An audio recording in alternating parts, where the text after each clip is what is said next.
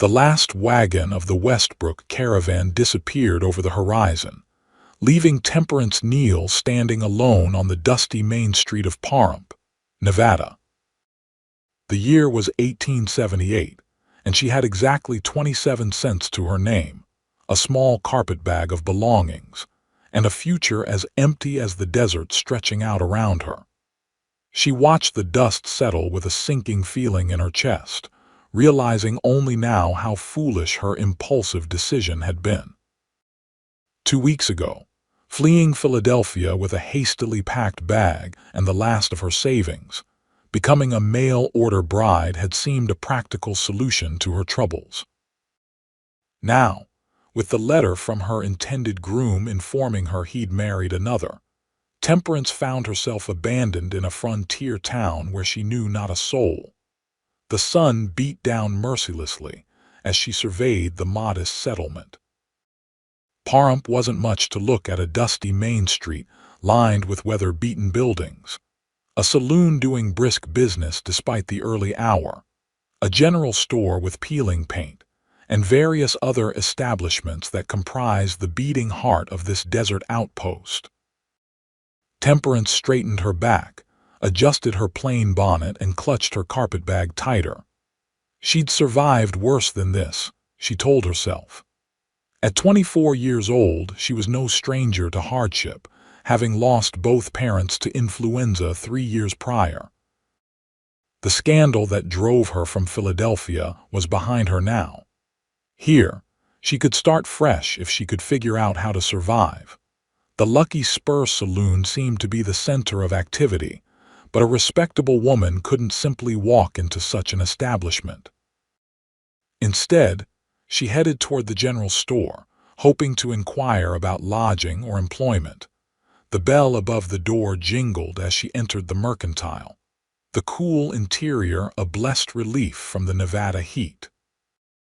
An elderly gentleman with spectacles perched on his nose looked up from behind the counter. "Afternoon, miss. Something I can help you with?" "I hope so, sir." Temperance approached the counter.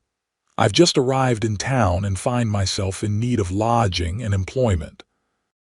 Might you know of any opportunities for either?" The shopkeeper's gaze was sympathetic but not encouraging. "Afraid the boarding house is full up with miners from the new silver strike. As for work—" He paused, considering. "Not much call for ladies' employment in Pahrump, less you're looking to work at the saloon." Temperance felt her cheeks warm. "I am not. Perhaps something in domestic service. I'm quite skilled with a needle as well. Mrs. Hollister might need help with laundry, but she pays mostly in meals." The shopkeeper scratched his beard. "Town's growing, but we're still small. Might try over at the Rocking R Ranch. They sometimes hire kitchen help."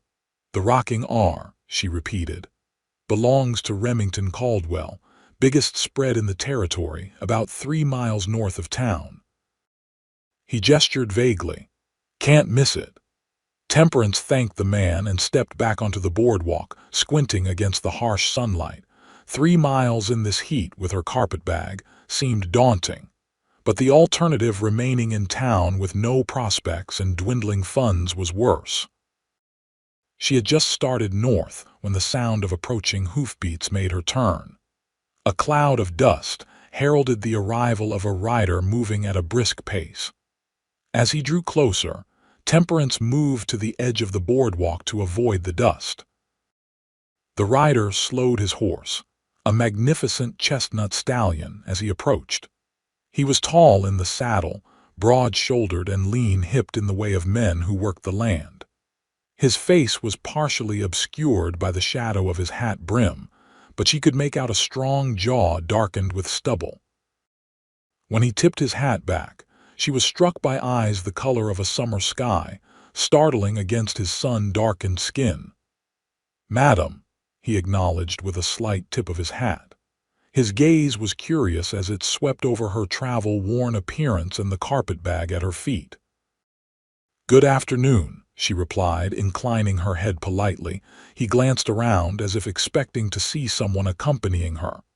"You waiting on someone?" "No, sir. I was just heading north." She hesitated, then decided directness was her best approach. To the Rocking R Ranch, actually. I'm told they might have employment. Interest sharpened his gaze. That's so. And what sort of employment would you be seeking at the Rocking R? Domestic work, sir. Cooking, cleaning, sewing. I'm quite versatile. A smile tugged at the corner of his mouth. Well now, that's convenient. I'm Remington Caldwell. The Rocking R is my ranch. Temperance felt heat rise to her cheeks. Of course, she would encounter the very man she sought in such an undignified way, dusty, travel-worn, and practically begging for work on a street corner. Oh, forgive me, Mr. Caldwell. I'm Temperance Neal, recently arrived from Philadelphia.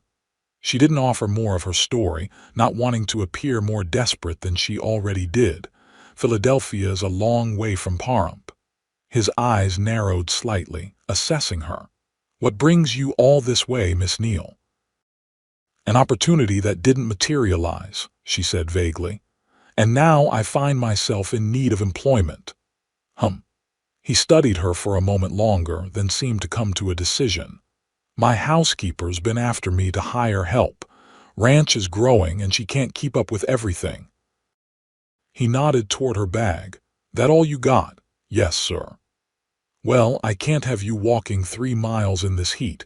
We can strap that to my saddle and you can ride behind me. Temperance hesitated. Accepting a ride from a man she just met seemed improper, but the prospect of walking miles in the desert heat was daunting. And he was, after all, potentially her employer. That's very kind, but I wouldn't want to impose. No imposition, just good sense. He dismounted in one fluid movement, revealing his full height at least 6 feet, towering over her 5'4" frame. I'll be heading back to the ranch shortly anyway, once I finish my business in town. Remington secured her bag to his saddle while she considered her options, which were admittedly few. Finally, practicality won out over propriety. Thank you, Mr. Caldwell. I accept your offer.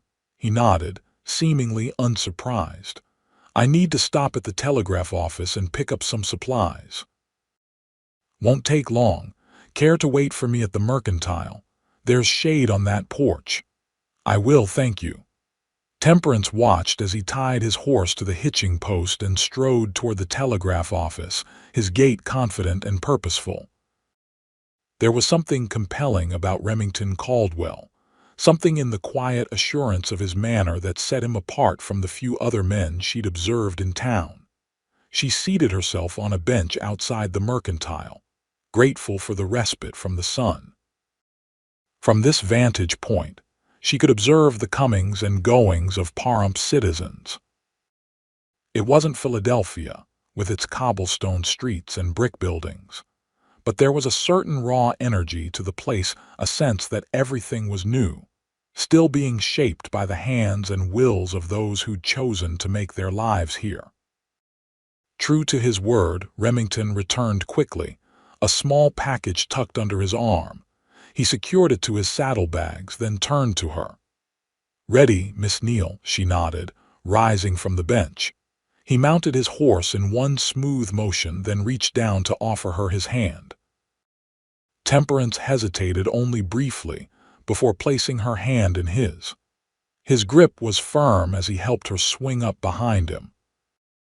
You'll want to hold on, he advised, and after another moment's hesitation, she gingerly placed her hands at his waist, trying to maintain as much proper distance as the saddle allowed. As they set off at a steady pace, Temperance found herself increasingly aware of the impropriety of her position, seated behind a man she barely knew, her body occasionally brushing against his with the horse's movements. In Philadelphia, such an arrangement would have been scandalous. But this wasn't Philadelphia, she reminded herself. The rules of Eastern society didn't apply in the same way here, where practicality often trumped propriety. So, Philadelphia, Remington said over his shoulder as they left the town behind. What did you do there? "I was a teacher," she replied, deciding a partial truth was better than an outright lie. She had been a teacher before the scandal. At a girls' finishing school. Teaching's respectable work. Why leave it behind? The school closed, she said, another partial truth. The school had indeed closed after the scandal involving the headmaster and herself had come to light. Not that she'd done anything improper, but when the headmaster's wife had become convinced of an attachment between them, Temperance's denials had fallen on deaf ears. In a matter of days, she'd lost both her position and her reputation. "Sorry to hear that," Remington replied, seeming to accept her abbreviated explanation. "Teaching jobs are scarce out here, though the town's talking about building a proper school next year." "And what of your ranch?" she asked, eager to change the subject. The shopkeeper said it was the largest in the territory. She felt rather than saw his chuckle, a brief rumble beneath her hands. "Perkins exaggerates. It's a good-sized spread, but not the largest. Been in my family for 15 years now, since my father claimed the land. He passed 3 years back, leaving it to me." "I'm sorry for your loss," she said sincerely. "Appreciate that. Pa built something good. I'm just trying to make it better." They rode in companionable silence for a time. The rhythmic clip-clop of the horses' hooves and the occasional cry of a desert bird the only sounds. The landscape was unlike anything Temperance had ever seen, vast expanses of sand and scrub broken by rugged mountains in the distance, their peaks sharp against the cloudless blue sky. Despite the harshness of the terrain, she found a stark beauty in it. "There it is," Remington said eventually, pointing ahead. "The rocking R." Temperance looked where he indicated and saw a collection of buildings nestled in a shallow valley. A large ranch house formed the centerpiece, with a barn, bunkhouse, and various outbuildings arranged around it. A windmill turned lazily nearby, and she could see cattle grazing in a distant pasture. "It's impressive," she said honestly. The ranch was clearly prosperous, far more established than she'd expected in such wild country. "Been a lot of work," he replied, a note of pride in his voice. "Still is, every day." As they approached, a woman emerged from the main house, wiping her hands on an apron. She was in her 50s, Temperance guessed, with gray-streaked hair pulled back in a severe bun. Remington reined in his horse in front of the house and dismounted before helping Temperance down. Her legs felt slightly unsteady after the ride, and his hands lingered at her waist a moment longer than necessary to ensure she was stable. "Mrs. Winters," he called to the woman, "we have a visitor." "This is Miss Temperance Neal from Philadelphia. She's inquiring about domestic work." Mrs. Winters approached, eyeing Temperance with frank assessment. "About time," she said bluntly. "Been telling Mr. Caldwell for months I can't manage this house alone, not with the crew growing like it has." She looked Temperance up and down. "You know your way around a kitchen, girl." "Yes, madam," Temperance replied, "and I'm handy with a needle as well." "Can you read, write, cipher?" "Yes, madam, I was a teacher in Philadelphia." Mrs. Winters's eyebrows rose. "A teacher, is it? Well, that's something." She turned to Remington. "She'll do, Mr. Caldwell, if you're agreeable." Remington nodded. "Wages are $20 a month plus room and board," he told Temperance. "Sundays off unless there's a special occasion.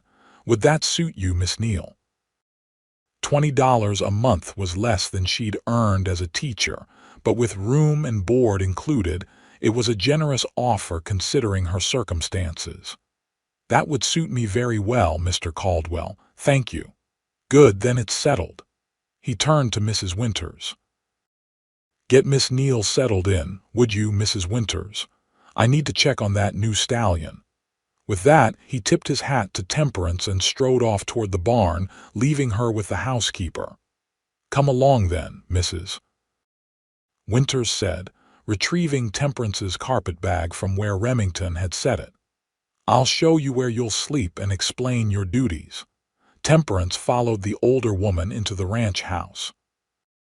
The interior was surprisingly spacious and well-appointed, with solid furniture and polished wooden floors. It spoke of comfort rather than luxury, practical but not austere. "This is the main house," Mrs. Winters explained as they moved through. "Mr. Caldwell has his rooms in the west wing. The foreman, Mr. Tucker, has a room off the kitchen. The rest of the hands stay in the bunkhouse." She led Temperance up a narrow staircase. "There are 3 bedrooms up here. Mine's at the end of the hall. The middle one is for guests, which we rarely have. Yours will be this one." She opened a door to reveal a modest but pleasant room with a single bed, a small dresser, and a washstand. A window overlooked the ranch yard, and simple curtains fluttered in the breeze. "It's lovely," Temperance said, genuinely pleased. After the uncertainty of the day, having a room of her own was more than she dared hope for. "It'll do," Mrs. Winters replied pragmatically. "You can wash up and get settled. Dinner's at 6 sharp. Mr. Caldwell takes breakfast at 5:30, lunch at noon. The hands eat in shifts. You'll help with all the cooking and serving, plus laundry, mending, and keeping the main house clean." She fixed Temperance with a stern look. "It's hard work, miss. No place for someone who isn't willing to put their back into it." "I'm not afraid of hard work, Mrs. Winters." The older woman studied her for a moment, then gave a short nod. "We'll see. I'll leave you to get settled. Come down to the kitchen when you're ready and I'll show you around properly." Left alone, Temperance sat on the edge of the bed, allowing herself a moment to absorb the rapid change in her circumstances. This morning, she'd been facing destitution in a strange town. Now she had a position, a roof over her head, and the prospect of regular meals. It wasn't the life she'd envisioned for herself, but it was a far sight better than what she'd feared. She unpacked her meager belongings, 2 dresses besides the one she wore, undergarments, a nightgown, a worn Bible that had belonged to her mother, a small sewing kit, and a daguerreotype of her parents. She arranged these items carefully, trying to make the sparse room feel more like her own. After washing her face and hands in the basin provided, she changed into her second-best dress, a practical blue cotton that had seen better days but was at least clean. She pinned her dark blonde hair up neatly and headed downstairs to find Mrs. Winters. The kitchen was at the back of the house, a large, well-equipped space dominated by a massive cast-iron stove and a long wooden table. Mrs. Winters was efficiently peeling potatoes when Temperance entered. "Ah, there you are. Take an apron from that hook and help me with these vegetables. 15 men to feed tonight, counting Mr. Caldwell and Mr. Tucker." Temperance donned an apron and took up a knife, quickly demonstrating her competence with the task. Mrs. Winters watched her technique with approval. "Where did you learn to handle kitchen work if you were a teacher?" she asked. "I grew up in a modest home," Temperance explained. "My mother believed all women should know how to manage a household, regardless of station. She didn't add that after her parents died, she'd had to manage everything herself, learning through necessity as much as training." "Sensible woman, your mother." Mrs. Winters moved to check a large pot of what smelled like beef stew. "Mr. Caldwell's a good employer, fair-minded, expects honest work but treats his people right, better than most in these parts. He seems capable," Temperance said carefully. Mrs. Winters gave a short laugh. "Capable, yes, and more. Built this ranch up considerable since his father passed. Works harder than any man I know." She gave Temperance a sidelong glance. "Handsome too, though I expect you noticed that." Temperance felt warmth creeping into her cheeks. "I hadn't given it much thought," she lied. The older woman sounded unconvinced. "Well, Half the unmarried women between here and Carson City have given it plenty of thought. Not that it's done them any good. Mr. Caldwell's married to this ranch, far as I can tell." Temperance focused on the potatoes, uncomfortable with the turn in conversation. "How many people live on the ranch altogether?" she asked, changing the subject. "Varies with the season. Right now we've got 12 hands plus Mr. Tucker, the foreman, Mr. Caldwell, of course, me, and now you. The hands mostly keep to themselves in the bunkhouse, though they take meals here." She pointed to a separate, larger dining area adjacent to the kitchen. "They eat there. Mr. Caldwell takes his meals in the main dining room, usually with Mr. Tucker." They worked side by side, preparing dinner: a hearty beef stew, cornbread, and apple cobbler for dessert. Mrs. Winters was clearly competent and accustomed to managing on her own. But Temperance could see how the work would be overwhelming for one person, particularly an older woman. At precisely 6 o'clock, a bell outside rang, signaling mealtime. The ranch hands began filing into the larger dining area, boisterous after a day's work. Temperance helped Mrs. Winters serve them, trying to ignore the curious glances and occasional appreciative comments directed her way. "Fresh face around here," one young cowboy remarked. "Mighty pretty one, too." "Mind your manners, Davis," another hand scolded. "Lady doesn't need your foolishness her first day." Temperance gave a polite nod but didn't engage further, taking her cue from Mrs. Winters's businesslike demeanor. After serving the hands, they prepared trays for Remington and the foreman in the main dining room. As Temperance carried in the food, she found Remington already seated at the head of the table, deep in conversation with a weather-beaten man she assumed was Tucker. "Water rights on the north section," Remington was saying. Hammond's pushing again, claiming he broke off as he noticed Temperance. "Ah, Miss Neal, settling in all right?" "Yes, thank you, Mr. Caldwell." She set the tray down carefully. "Mrs. Winters has been most helpful. Glad to hear it." "This is Samuel Tucker, my foreman. Tucker, Miss Neal is joining us as household help." The foreman, a man in his late 40s with graying hair at his temples, nodded politely. "Madam, welcome to the Rocking R." "Thank you, Mr. Tucker. We won't keep you," Remington said. "I'm sure Mrs. Winters has plenty for you to do." Temperance recognized the dismissal and withdrew to the kitchen, where she and Mrs. Winters ate their own dinner quickly before tackling the stack of dishes generated by feeding 15 hungry men. By the time they finished cleaning up, Temperance was bone-weary. The day had been long and filled with more changes than she could fully process. Mrs. Winters seemed to notice her fatigue. "Get some sleep," the older woman advised. 5 o'clock comes early around here." "Thank you, Mrs. Winters, for everything today." The housekeeper's expression softened slightly. "You did well enough for your first day. We'll see how you manage tomorrow when you're not just passing through." She paused. "Whatever brought you to Pahrump, girl, I hope you find what you're looking for here." "So do I," Temperance replied softly.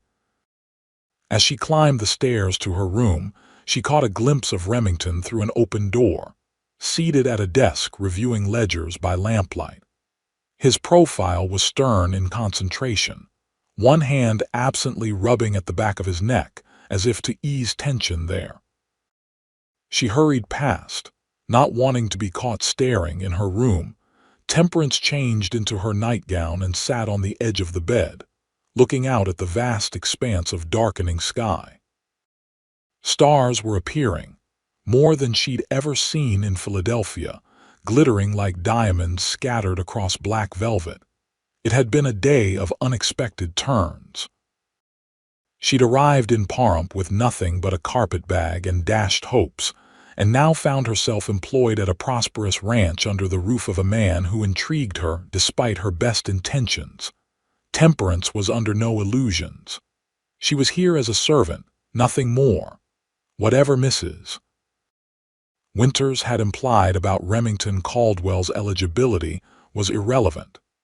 A man like him, educated, successful, commanding, would have no interest in a disgraced schoolteacher with no dowry and a tarnished reputation, even if he knew nothing of the scandal that had driven her west. No, she would keep to her place, work hard, save her wages, and in time, perhaps, build a new life for herself, one where the shadows of Philadelphia couldn't reach her. It wasn't the future she'd once dreamed of, but it was a future nonetheless. With that resolution firmly in mind, Temperance crawled beneath the covers and surrendered to exhaustion, falling into a dreamless sleep beneath the desert stars. The next few weeks passed in a blur of activity as Temperance adjusted to life at the rocking R. She rose before dawn each day to help Mrs. Winters prepare breakfast for the ranch hands, cleaned the main house, assisted with laundry, and mended everything from torn shirts to horse blankets. The work was hard but satisfying, giving her little time to dwell on the past. She quickly learned the rhythms of ranch life, the comings and goings of the hands, the constant demands of the cattle, the seasonal tasks that structured the year.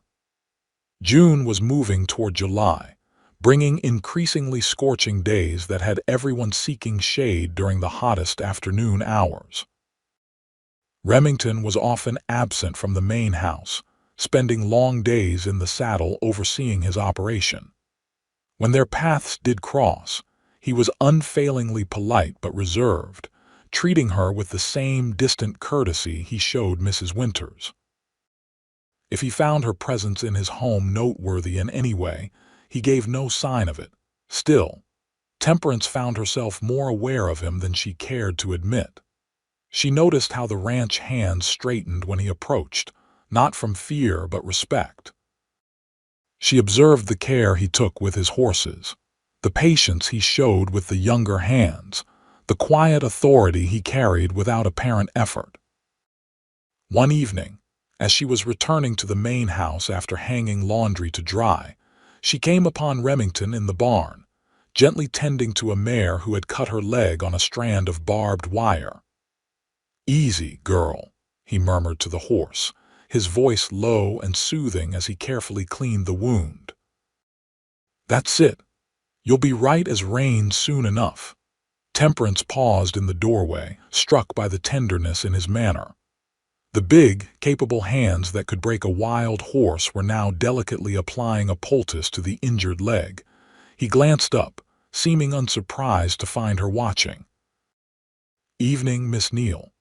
"Good evening, Mr. Caldwell. Is she badly hurt?" "Not too bad. Clean cut.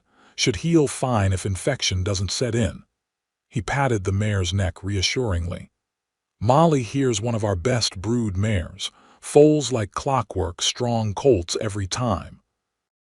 Temperance approached cautiously, not wanting to startle the horse. "She's beautiful, that she is." He finished wrapping a bandage around the wound and straightened. "You settling in all right? Mrs. Winters working you too hard?" "Not at all. I'm grateful for the position." He studied her for a moment, his blue eyes thoughtful. "You know, you never did tell me why a schoolteacher from Philadelphia ended up in Pahrump, Nevada." Temperance tensed slightly. "As I mentioned, the school closed, and there are no other schools in Philadelphia." His tone was mild, but his gaze was sharp. "I wanted a change," she said finally. "The East can be stifling in its own way." He didn't press further, but she had the distinct impression he knew she wasn't telling the whole truth. "Well, whatever brought you here, Mrs. Winters says you're a hard worker. That counts for a lot on a ranch." "Thank you." She hesitated, then asked something that had been puzzling her. "Mr. Caldwell, why did you hire me? You knew nothing about me, yet you offered me a position immediately." He considered this as he gathered his medical supplies. "Gut feeling, I suppose. You seemed honest, desperate maybe, but not dishonest." A slight smile touched his lips. "Besides, Mrs. Winters has been after me for months to hire help. If I'd come back without you, she might have quit on the spot." Temperance found herself returning his smile. "Well, I'm glad for whatever reasoning led to my employment. As am I, Miss Neal." Something in his gaze made her heartbeat quicken, but it was gone so quickly she might have imagined it. "Best get that mare some water," he said, turning away. "Good evening to you." "Good evening, Mr. Caldwell." As July progressed, the heat became increasingly oppressive. The ranch work continued regardless of temperature, though the hands adjusted their schedules to avoid the worst of the midday sun. Temperance, too, learned to complete her outdoor chores early in the morning or late in the afternoon. One particularly scorching afternoon, with Mrs. Winters laid up with a headache, Temperance took it upon herself to bring water to the men working to repair a section of fence damaged in a recent thunderstorm. She loaded a wagon with canteens and headed out to where Remington and several hands were working stripped to the waist in the punishing heat. She averted her eyes as she approached, trying to maintain propriety despite the unorthodox situation. "I've brought water," she called as she pulled the wagon to a halt nearby. The men gratefully gathered around, thanking her as they gulped down the cool liquid. Remington approached last, his bronzed torso gleaming with sweat, lean muscles shifting beneath sun-darkened skin. He pulled on his shirt before accepting a canteen from her, a courtesy she appreciated even as a traitorous part of her mind registered the impressive figure he cut. "Thoughtful of you, Miss Neal," he said, drinking deeply. "Mrs. Winters doing all right. Just a headache. She's resting." He nodded, wiping his mouth with the back of his hand. "This heat's enough to give anyone a headache. We're nearly done here, thankfully." He glanced at the sky where clouds were building in the distance. "Looks like we might get a break in the weather. Those clouds are moving this way." Temperance followed his gaze. "Will it rain, do you think? Hard to say. Desert storms can be fickle, build up big and then dissipate before dropping a single drop." He handed the empty canteen back to her, their fingers brushing momentarily. "Either way, we'll be finished soon." By the time Temperance returned to the main house, the clouds had indeed moved in, bringing blessed relief from the sun's intensity. The temperature dropped noticeably, and a fresh breeze stirred the stagnant air. She was in the kitchen preparing dinner when the storm finally broke. Rain lashed against the windows as lightning split the sky, followed seconds later by booming thunder that seemed to shake the very foundations of the house.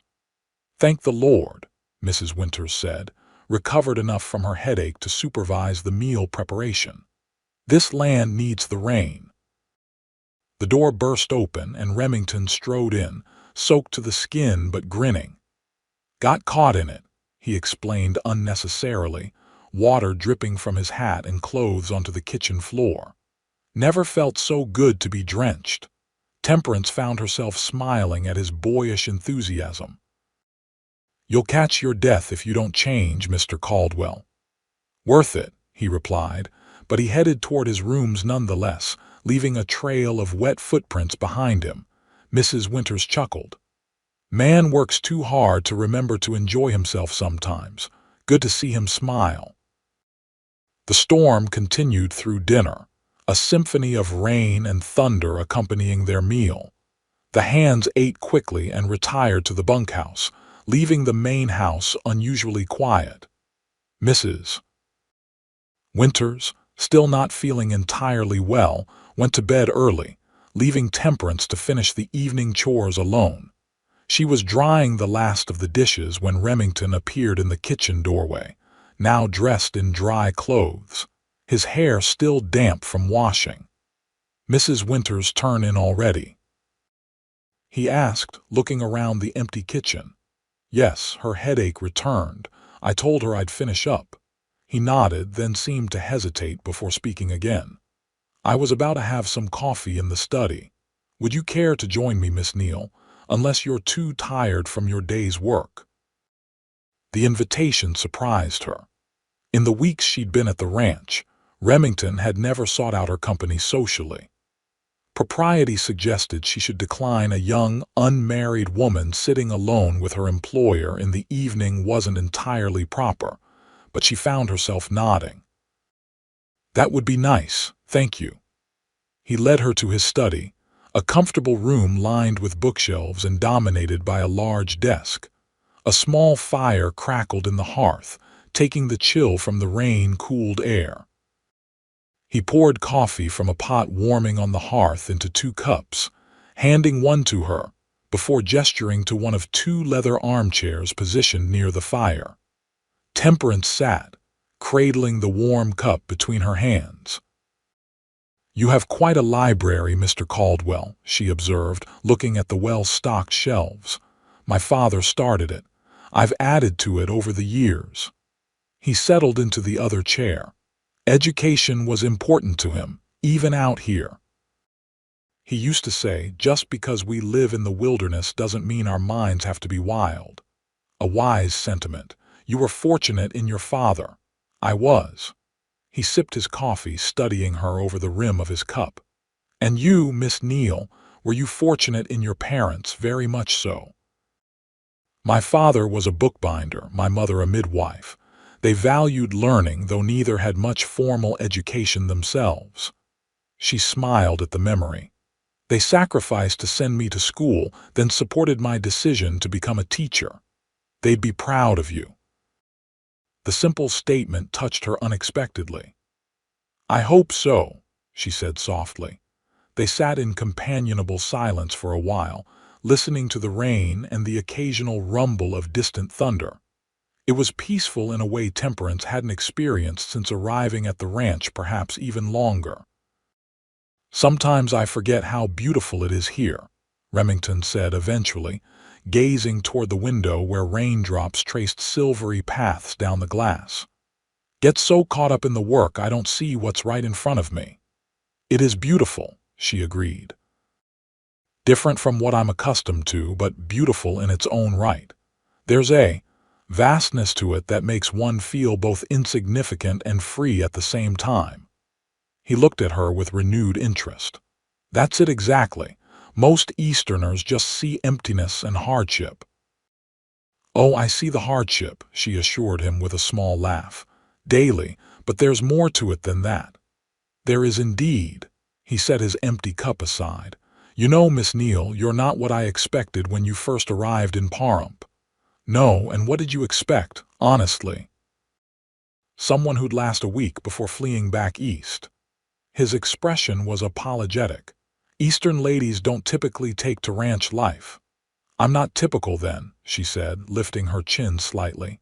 "No," he agreed, his gaze warm. "You most certainly are not." Something shifted between them in that moment. A subtle change in the air, as palpable as the electricity preceding the storm. Temperance found it suddenly difficult to breathe normally, aware of him not just as her employer, but as a man, one whose presence affected her in ways she'd been trying to ignore. Remington seemed to sense it too. He cleared his throat and stood, breaking the moment. "It's getting late. I shouldn't keep you from your rest."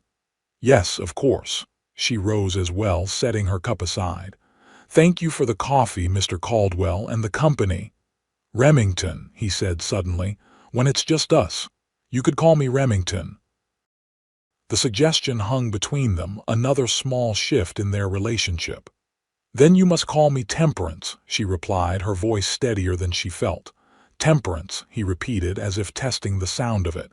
"Good night, then. Sleep well." "Good night, Remington." She slipped from the study, her heart beating a rapid tattoo against her ribs. As she climbed the stairs to her room, Temperance tried to tell herself she was being foolish. An employer offering coffee and conversation to an employee during a storm was nothing more than common courtesy. The warmth in his eyes, the way her name had sounded in his deep voice, these were meaningless details her lonely heart was magnifying. Yet as she prepared for bed, the memory of those moments by the fire stayed with her, warming her from within even as the storm continued its assault outside. The following weeks saw a subtle change in Temperance's relationship with Remington. Nothing improper occurred. He remained her employer, she his employee, but the rigid formality between them eased. Occasionally, she would join him in his study in the evenings, discussing books or the day's events. Sometimes they'd simply sit in comfortable silence, she mending clothes while he reviewed ranch accounts. These quiet evenings quickly became the highlight of Temperance's days. Remington was well-read and thoughtful, with a dry wit that frequently surprised her into laughter. She found herself sharing more of her thoughts and experiences with him than she'd intended, though she still kept the circumstances of her departure from Philadelphia to herself. August arrived with no relief from the heat. The ranch hands were increasingly short-tempered, and even the normally unflappable Mrs. Winters grew snappish as the days wore on. It was during this tense period that a new arrival at the ranch disrupted the established rhythm. Jedediah Hammond, owner of the neighboring Flying H Ranch, rode in one sweltering afternoon, accompanied by his daughter, Victoria. Temperance was in the yard hanging laundry when they arrived, and she watched with curiosity as Remington emerged from the barn to greet them. Hammond was a portly man in his 50s, red-faced and pompous in bearing. His daughter was perhaps 20, elaborately dressed in a riding habit that seemed impractical for the desert heat, her dark hair arranged in a fashionable style. Remington's stance was polite but guarded as he shook Hammond's hand and tipped his hat to Victoria. The young woman smiled up at him with obvious admiration, laying a gloved hand on his arm as she spoke. Though Temperance couldn't hear their conversation, the intimate gesture sent an unexpected spike of jealousy through her. She turned back to her laundry, irritated by her own reaction. Remington's personal affairs were none of her concern. If he and Miss Hammond were acquainted, or even courting, it was not her place to feel anything about it. Later, as she helped prepare refreshments for the visitors in the parlor, Mrs. Winters provided context. "Hammond's been trying to marry that girl off to Mr. Caldwell for 2 years now," the housekeeper confided as they arranged cookies on a plate. "Thinks joining the ranches through marriage would solve his water problems. Girl's eager enough, bats her eyelashes every time she sees him, but Mr. Caldwell's not biting." "Oh." Temperance tried to sound only casually interested. "Is there a particular reason?" Mrs. Winters snorted. "Besides the fact that Hammond's a conniving snake who'd steal water from a dying man. Miss Victoria's pretty enough, but there's not much else to her. Mr. Caldwell needs a woman with backbone, not just a pretty face." "I see," Temperance murmured, unreasonably pleased by this assessment. When she carried the refreshments into the parlor, the conversation abruptly ceased. Hammond was red-faced while Remington's expression was coldly civil. "Ah, refreshments," Victoria exclaimed, breaking the awkward silence. "How lovely." She looked Temperance over with mild curiosity. "You must be the new help Father mentioned. From back east, aren't you?" "Yes, Miss Hammond." "Philadelphia. How exotic. I've never been further east than Denver." She accepted a cup of tea. "Do you find our little corner of Nevada terribly primitive after city life?" Before Temperance could respond, Remington spoke.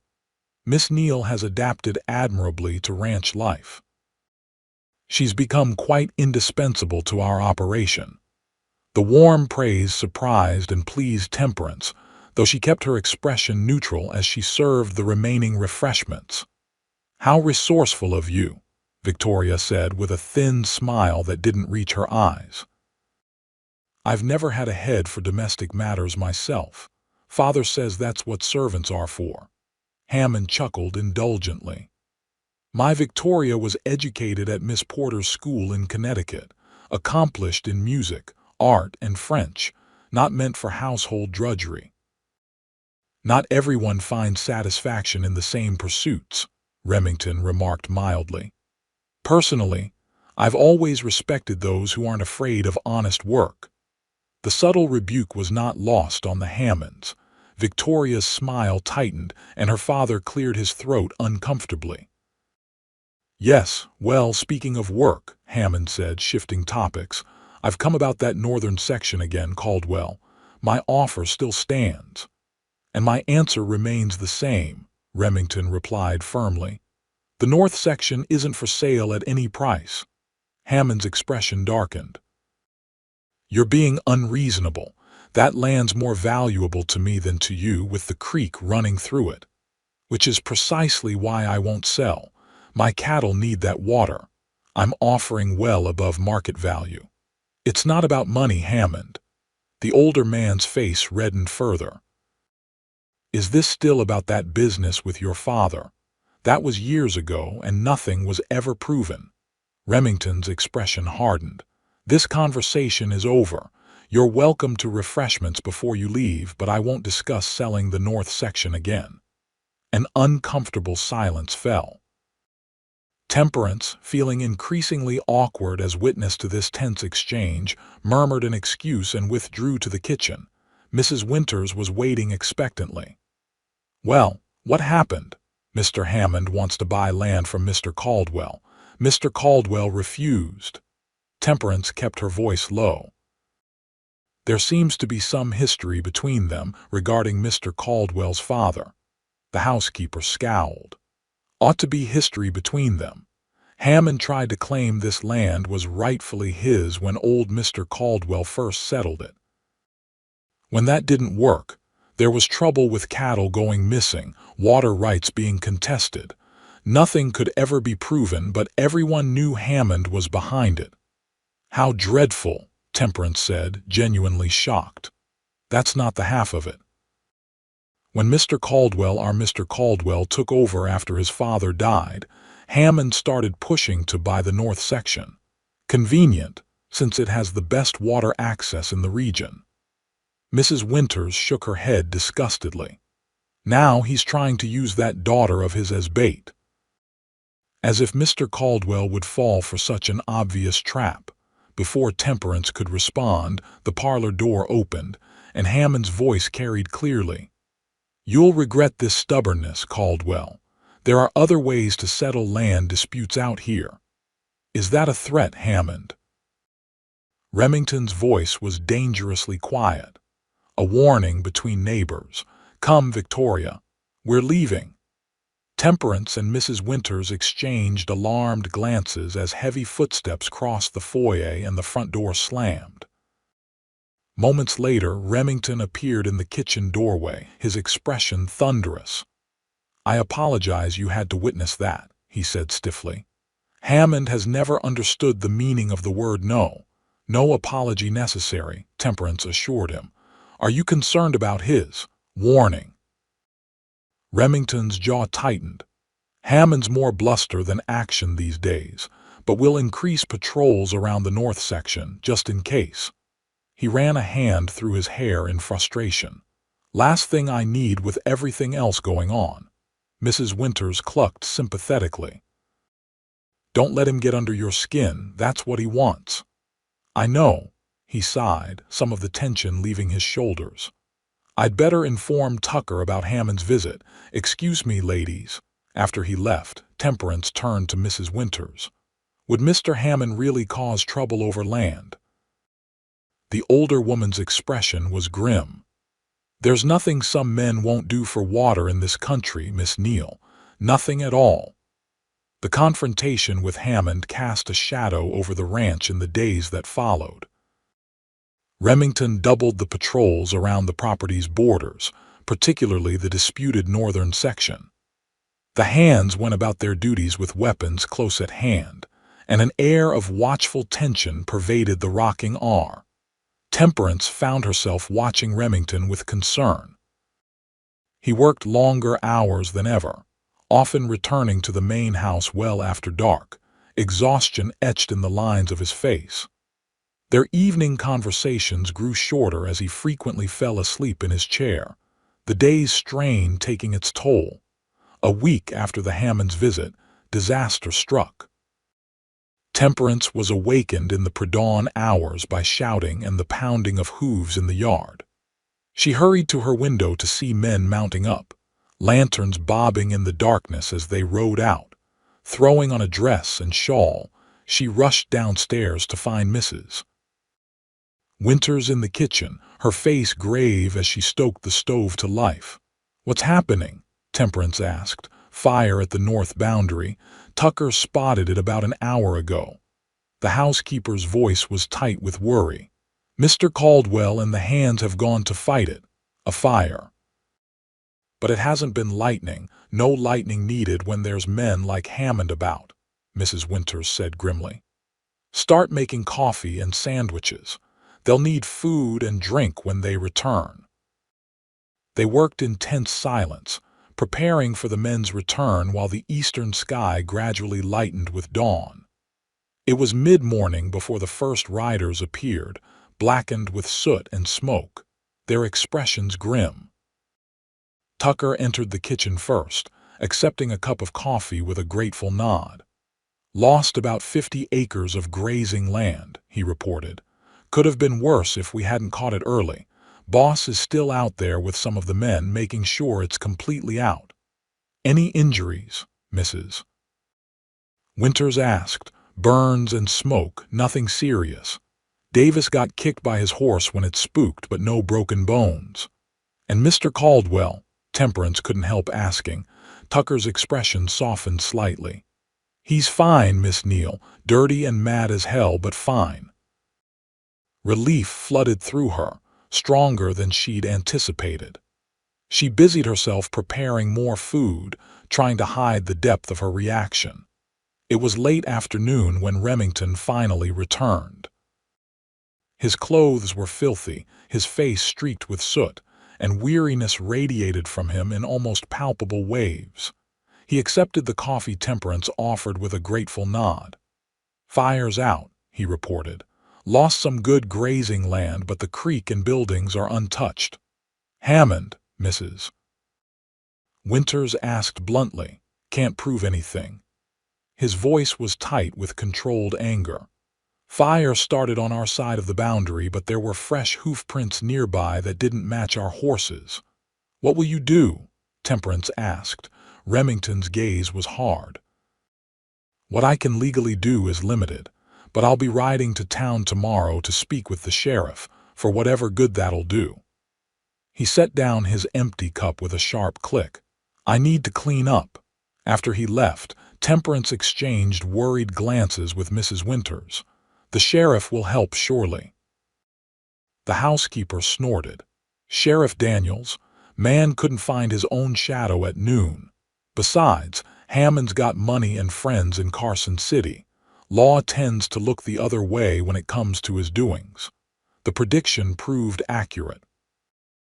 Remington returned from town the following day in a black mood, reporting that, while Sheriff Daniels had promised to look into the matter, nothing was likely to come of it without direct evidence of Hammond's involvement.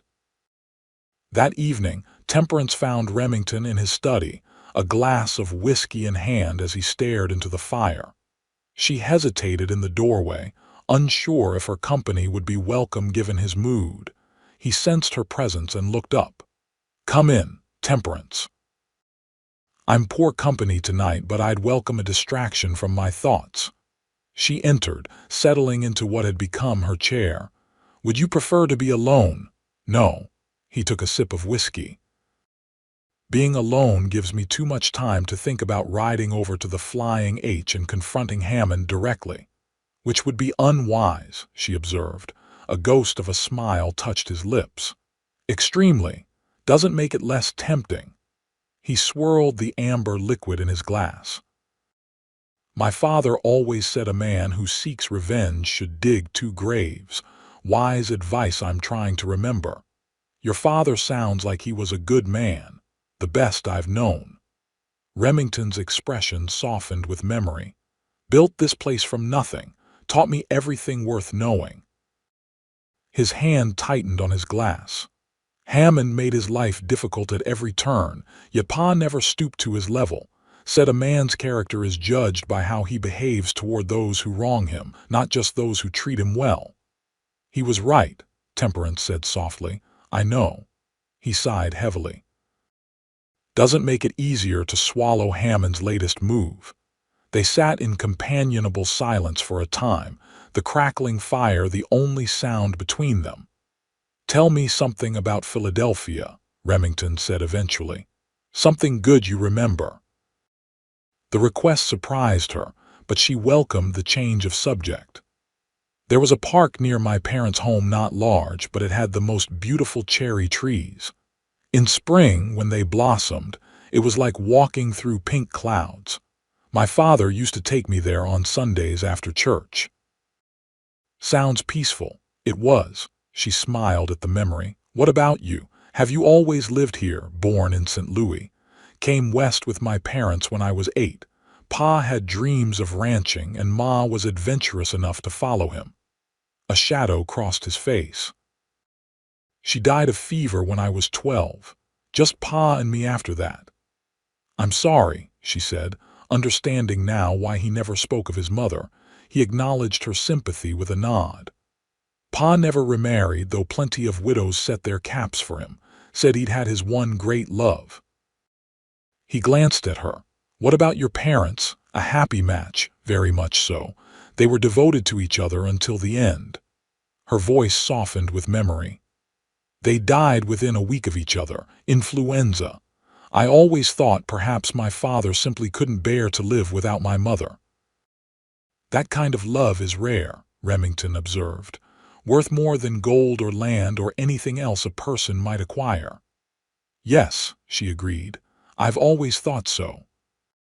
Their eyes met across the space between their chairs, and something unspoken passed between them, a recognition, perhaps, of shared values, of similar wounds, of mutual understanding. The moment stretched, intimate and charged, until the grandfather clock in the hall chimed 9, breaking the spell. I should let you rest, Temperance said, rising from her chair. Tomorrow will be another long day. Remington stood as well. Thank you for the company. It was exactly what I needed tonight. Good night, Remington. Good night, Temperance.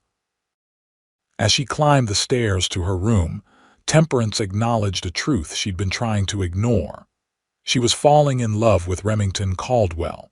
It was foolish, impractical, potentially disastrous, and completely beyond her control. The realization should have troubled her more than it did. Instead, she found herself smiling as she prepared for bed, warmed by something that had nothing to do with the summer heat. September brought slightly cooler temperatures and the beginning of the fall cattle drive preparations. The tension with Hammond's ranch remained, but no further incidents occurred, leading to a cautious optimism that perhaps the worst was behind them. Temperance had now been at the Rocking R for over 2 months, settling into her role with increasing confidence. Mrs. Winters had gradually ceded more responsibilities to her, particularly in the kitchen, where Temperance's skill with baking had won approval from even the most critical ranch hands. Her relationship with Remington continued to deepen, though always within the bounds of propriety. Their evening conversations had become a cherished ritual, a time when employer and employee gave way to simply man and woman, sharing thoughts and experiences in the quiet of his study. One evening in mid-September, Remington made an unexpected announcement at dinner. The Carson City Harvest Festival is next weekend, he told Tucker across the table. I'm thinking we should all attend this year. Tucker looked surprised. All of us, even the hands, why not? They've worked hard, especially after the fire. A day of celebration would do everyone good. Remington glanced at Temperance, who was serving coffee. The ladies too, of course. Mrs. Winters and Miss Neal should have a chance to enjoy the festivities. Haven't been to a proper festival in years, Mrs. Winters remarked, looking pleased at the prospect. Then it settled. Remington's gaze lingered on Temperance. "We'll make a day of it. The hands can draw lots for who stays behind to watch the ranch, and the rest of us will head to Carson City Saturday morning." The announcement caused a stir of excitement throughout the ranch. For the hands, it meant a rare day of leisure and entertainment. For Temperance, it represented her first opportunity to leave the ranch since her arrival in June. As the day approached, she found herself looking forward to it with unexpected eagerness. Her best dress, a forest green poplin that had seen better days, but still maintained a degree of elegance, was carefully pressed and hung ready. The morning of the festival dawned clear and mild, perfect weather for the outing. The ranch was a flurry of activity as wagons were prepared and horses saddled. Temperance helped Mrs. Winters pack a picnic lunch, then hurried to change into her green dress. Studying her reflection in the small mirror above her dresser, she was pleased to note that 2 months of regular meals and hard but healthy work had added a becoming fullness to her previously too thin frame. Her cheeks held a natural blush, and her eyes seemed brighter than they had in Philadelphia. The green of the dress complemented her dark blonde hair, which she had arranged in a simple but flattering style. When she descended to the yard where the others were gathering, she was conscious of eyes turning her way, particularly Remington's. He stood beside his horse, handsome in a clean white shirt and dark vest, his usual work clothes exchanged for more formal attire. His gaze swept over her, appreciation evident in his expression. "Miss Neal," he said, stepping forward, "you look lovely." "Thank you, Mr. Caldwell." She reverted to the formal address in front of the others. "You clean up rather well yourself." A smile tugged at his mouth. "High praise indeed. Would you prefer to ride in the wagon with Mrs. Winters or—" He hesitated, then continued, "I thought perhaps you might like to ride horseback. The bay mare is gentle and it's a pleasant day for riding." The offer surprised and pleased her. "I would like that very much, though I must warn you it's been some years since I was on a horse." "Like swimming," Tucker commented from nearby. "Once learned, never forgotten." With Remington's assistance, Temperance mounted the bay mare. Her riding skills returned quickly, and soon they were underway, a festive procession heading toward Carson City. Remington rode beside her, occasionally offering guidance or pointing out landmarks along the route. The journey took several hours, but the time passed pleasantly in conversation and anticipation. As they approached Carson City, Temperance could see evidence of the festival: bunting decorating buildings, crowds in their Sunday best, the distant sounds of music and laughter. "Biggest event of the fall," Remington told her as they rode into town. "Harvest festival's been going on since before Nevada was a state. Everyone comes, ranchers, miners, townspeople. For one day, at least, old grudges are set aside." They left their horses and wagons at a livery stable and proceeded on foot to the fairgrounds, a large open area at the edge of town where tents and stalls had been set up. The hands quickly dispersed, eager to enjoy the food, games, and socializing. Mrs. Winters found acquaintances from town and went off with them, leaving Temperance and Remington relatively alone in the crowd. "Well, Miss Neal," he said, reverting to formality in public, "what would you like to see first?" The festival offered a wealth of attractions: contests of skill and strength, displays of local crafts and produce, food stalls selling everything from barbecued meats to fresh baked pies, even a small dance platform where musicians played lively tunes. "Everything," she replied with genuine enthusiasm. "It's all so colorful and lively." They spent the next several hours exploring the festival.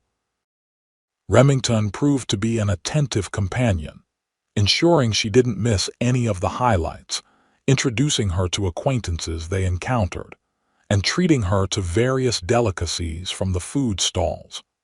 Temperance found herself relaxing and enjoying the day more than she had anticipated.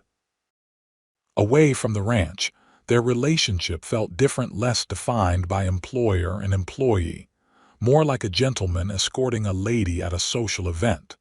They were watching a horseshoe throwing contest when a familiar voice interrupted their conversation.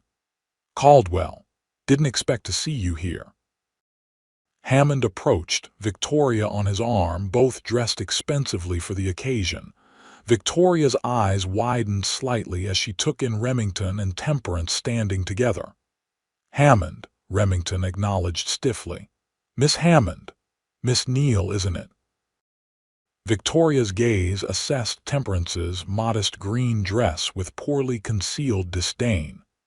"How enterprising of you to attend the festival. I didn't realize domestic staff typically joined such occasions."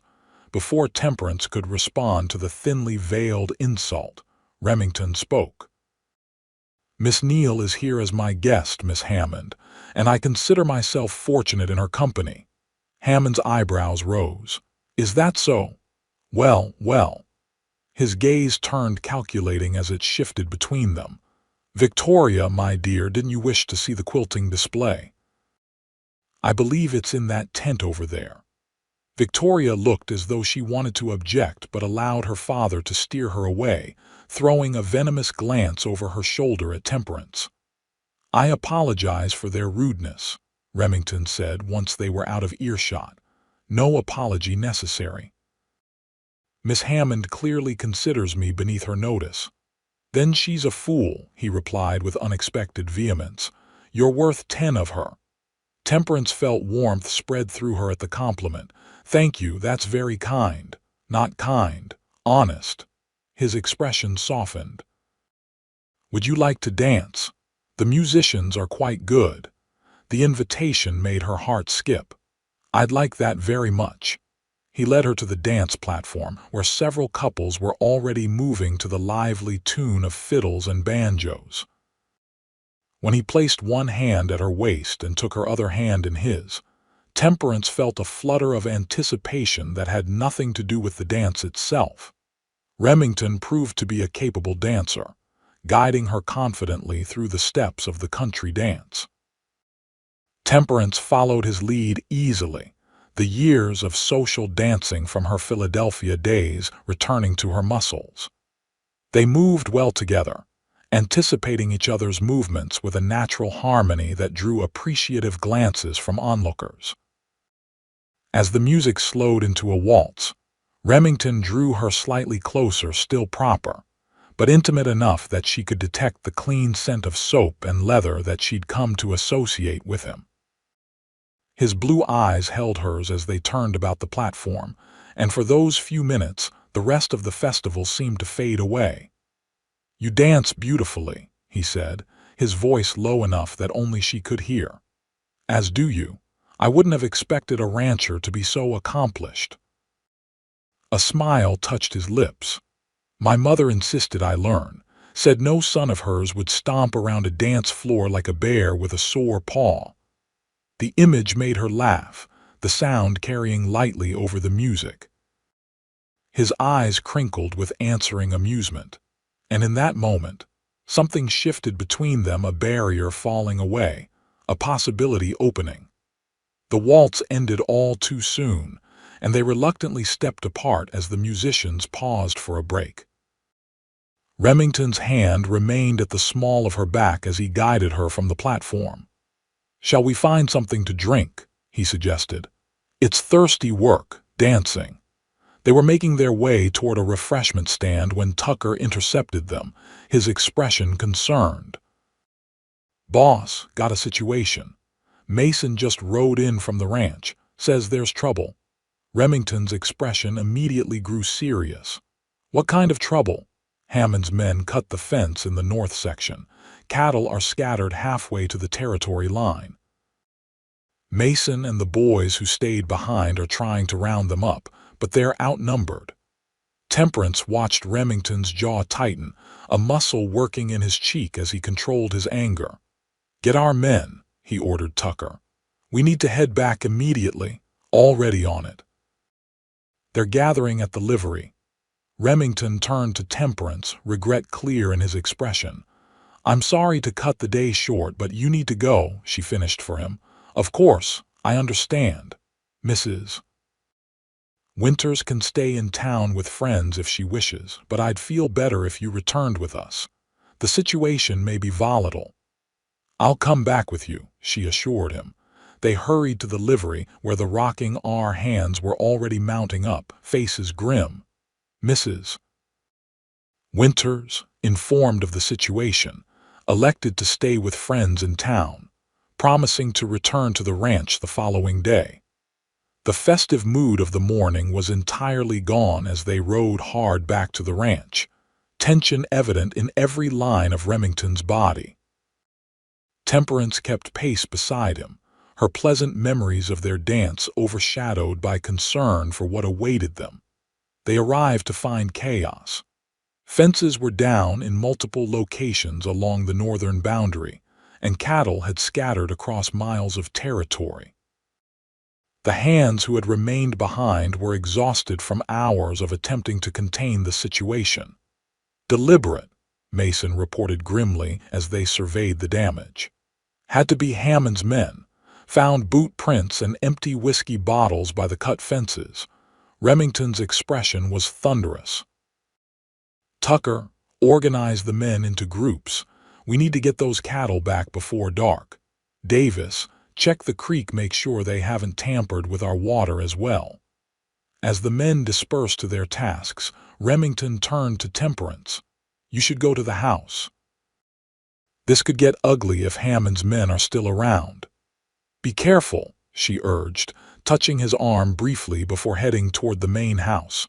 From the kitchen window, she watched the ranch hands ride out in groups, Remington among them. The peaceful day at the festival seemed a distant memory now, replaced by the harsh reality of the conflict that had been simmering for months. It was well after midnight when the men finally returned, having recovered most of the scattered cattle. They were mud-splattered, exhausted, and in several cases nursing minor injuries from their efforts. Temperance and Mrs. Winters's young kitchen assistant, Molly, had prepared food and coffee, which the men accepted gratefully. Remington was one of the last to enter, his expression grim as he accepted a cup of coffee from Temperance. "How bad is it?" she asked quietly. "Could be worse. Lost maybe a dozen head, but we recovered most." He ran a hand through his hair, leaving it standing in disheveled spikes. "No sign of Hammond's men. They did their damage and fled." "What will you do now?" His eyes were hard. "First light, I'm riding to Hammond's ranch. This ends tomorrow." "Alone?" Alarm coursed through her. "That's too dangerous." "He could have men waiting. I'll take Tucker and a couple of the hands." He noticed her concern and his expression softened slightly. "Don't worry, Temperance. I'm not looking for a fight, just a reckoning. Those often amount to the same thing out here from what I've observed." He acknowledged the point with a tired nod. "I'll be careful."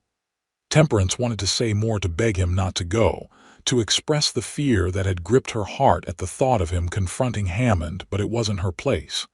Instead, she simply nodded and moved on to serve the other men. Sleep eluded her that night as she fretted about the coming confrontation. By dawn, she was already in the kitchen, preparing breakfast for the men who would ride with Remington. When he entered, dressed in clean clothes but with the same determined expression he'd worn the previous night, her heart clenched with worry. "You should eat something," she said, placing a plate of eggs and bacon before him. "Thank you." He ate quickly, methodically, like a man completing a necessary task before battle.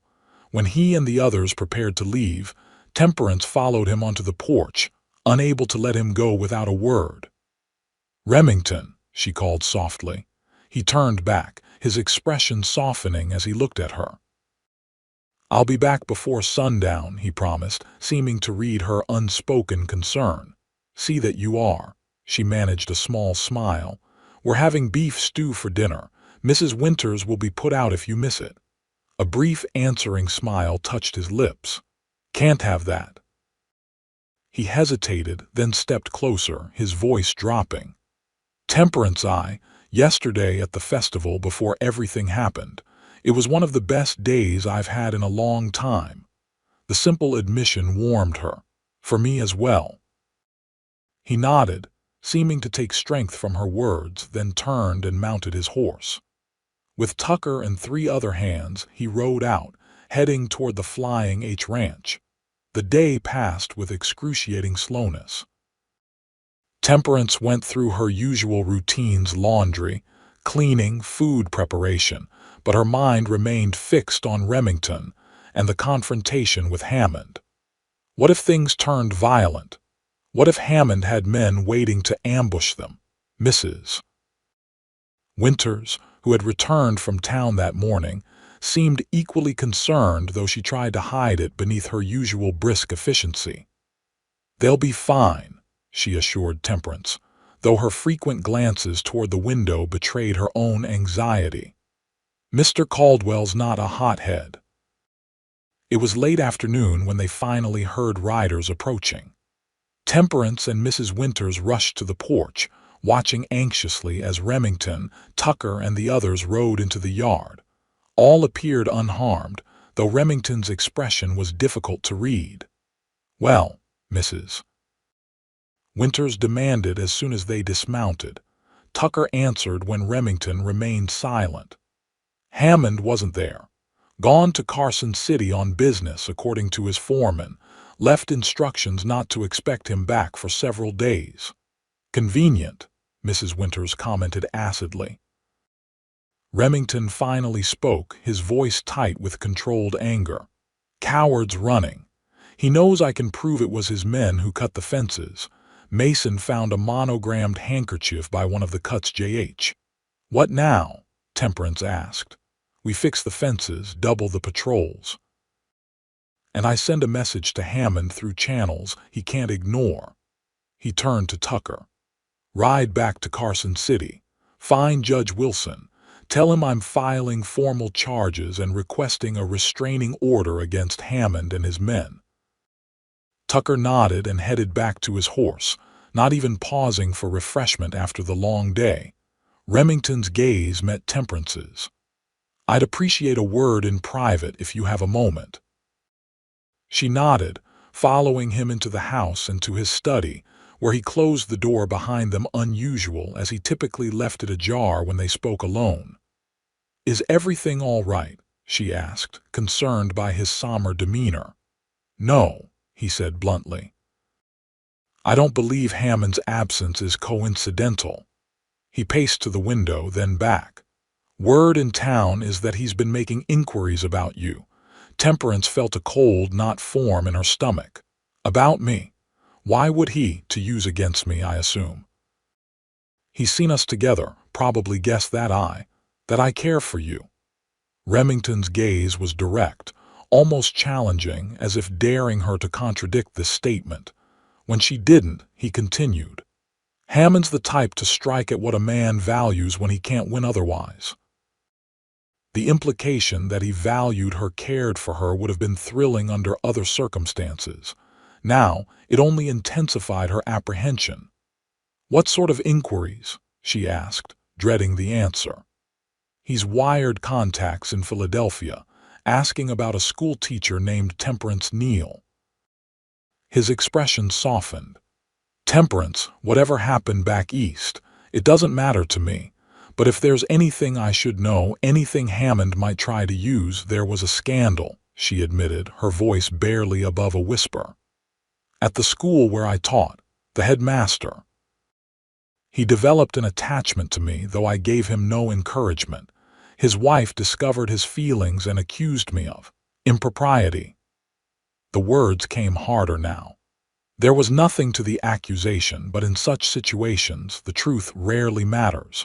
The school closed rather than face the scandal. "I lost my position, my reputation. I had nowhere to turn except west."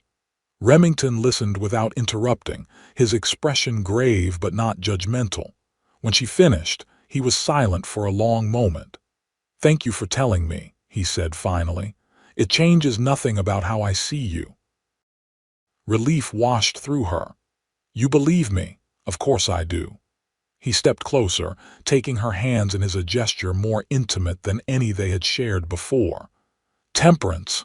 I've known many men like that headmaster. Weak men who blame others for their failings.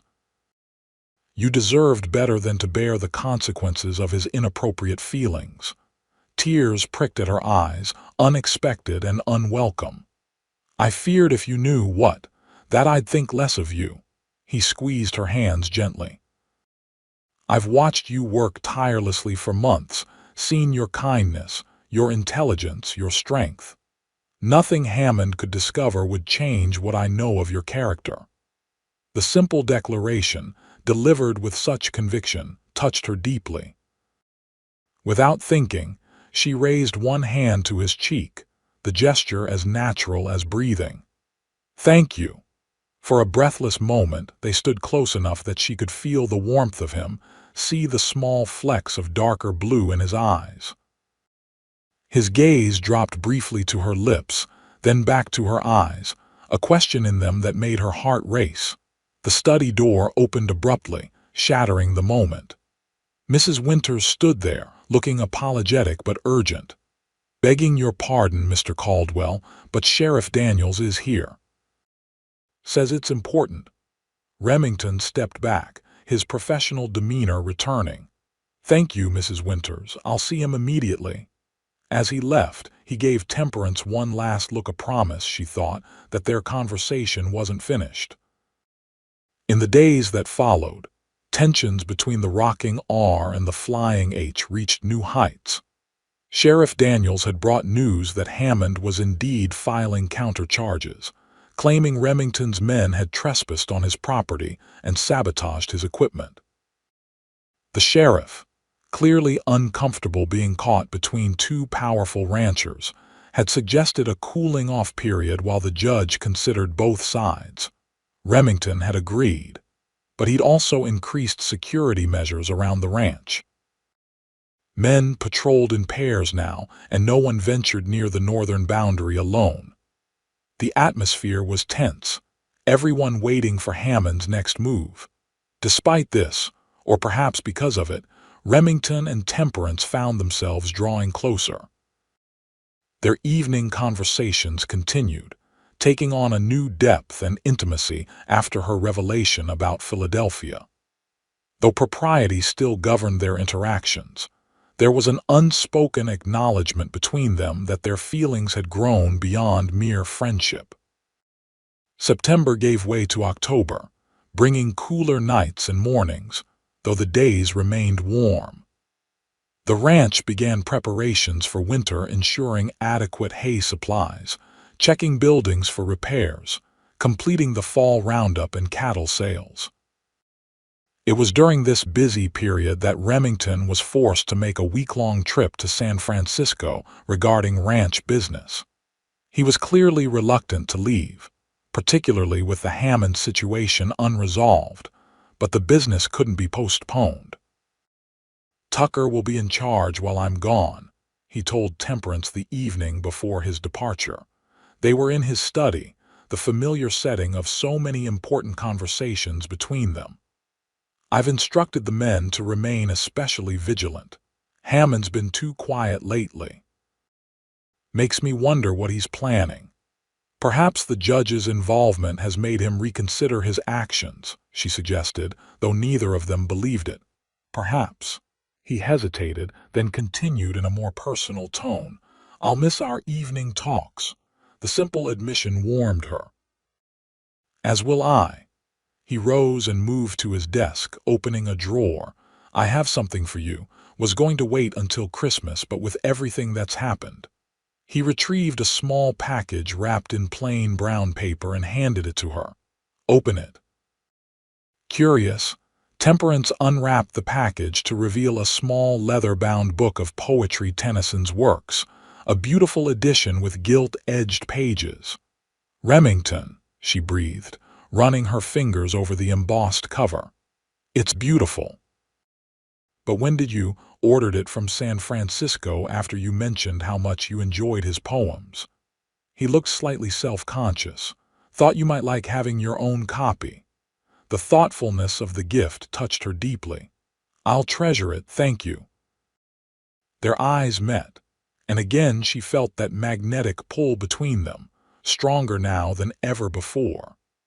For a breathless moment she thought he might close the distance between them, might finally give voice to the feelings that had been building for months. Instead, he cleared his throat and stepped back. "I should finish packing. Early start tomorrow." "Of course." She clutched the book to her chest, both disappointed and relieved. Whatever was growing between them deserved more than a rushed moment before a journey. "Safe travels, Remington." "Good night, Temperance." She left his study with the precious book, her emotions a complex tangle of hope, uncertainty, and anticipation. Something was changing between them, something inevitable as the turning of seasons. When he returned from San Francisco, she sensed, decisions would need to be made, words finally spoken.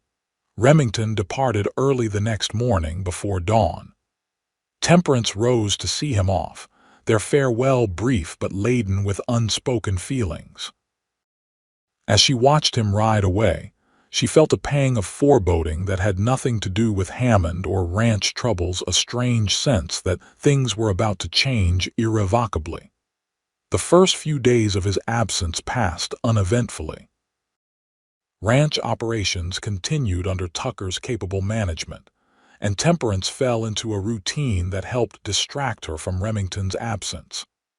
Each evening, she read from her new book of poetry, finding comfort in Tennyson's words and the thoughtfulness behind Remington's gift. It was on the fourth day that trouble came, not from Hammond, as they'd feared, but from nature itself. Dark clouds gathered on the horizon that morning, bringing with them a sharp drop in temperature and a wind that carried the unmistakable scent of impending snow. "Early storm coming," Tucker announced at lunch, his weathered face concerned. "And a bad one from the look of those clouds. Need to bring the herds in from the high pastures." The ranch hands dispersed quickly, heading out to gather cattle and secure equipment before the storm hit. Temperance and Mrs. Winters set about storm preparations of their own, checking food supplies, ensuring adequate firewood was stacked by each hearth, filling lamps with oil in case the storm lasted through the night. By mid-afternoon, the first snowflakes were falling, large and wet, quickly beginning to accumulate. The wind had increased to a howl, driving the snow horizontally and reducing visibility to a few yards. "October blizzard," Mrs. Winters said grimly as they watched from the kitchen window. "Happens sometimes. Can be deadly if folks aren't prepared." Temperance thought of the men out gathering cattle, especially those in the high country. "Will they be all right, the hands?" "Tucker knows what he's doing. They'll bring in what cattle they can and get themselves back before it gets too bad." But the housekeeper's expression was worried as she turned from the window. "Best prepare hot food and coffee. They'll be half frozen when they return." As darkness fell, the storm intensified. Snow piled against the windows, and the wind's moan became a shriek as it tore around the corners of the house. Gradually, hands began returning in twos and threes, stamping snow from their boots in the mudroom, gratefully accepting hot coffee and stew. Tucker was among the last to return, ice crusting his beard, his expression grave as he gave his report. "Got most of the herd down from the high country, but Davis and Wilson aren't back yet. They went to the farthest northwest pasture." Temperance felt a chill that had nothing to do with the storm. The northwest pasture bordered Hammond's property. Could they have sought shelter at the Flying H? Tucker's expression darkened. Hammond wouldn't take them in if they were freezing to death on his doorstep. "More likely they've holed up in the line shack up there." He glanced toward the window, where snow was now completely obscuring the glass. No way to reach them tonight. Have to wait for morning and hope the storm breaks. Morning brought no relief. If anything, the storm had intensified overnight, the wind driving snow into drifts taller than a man in places. Tucker gathered the hands after breakfast, his manner grim.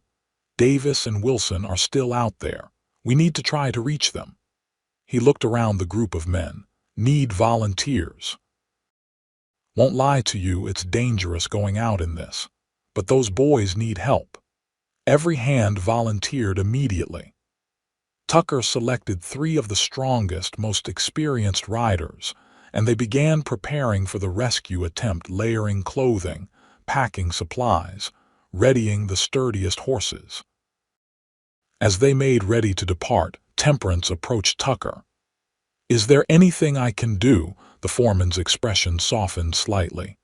"Pray, Miss Neal, and keep hot food ready. If we find them, they'll need warming inside and out." She watched anxiously as the rescue party rode out into the blinding snow, quickly disappearing from view.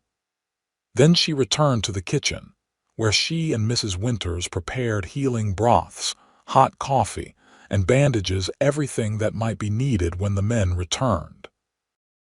The day stretched endlessly, each hour marked by increasing anxiety as the storm continued unabated.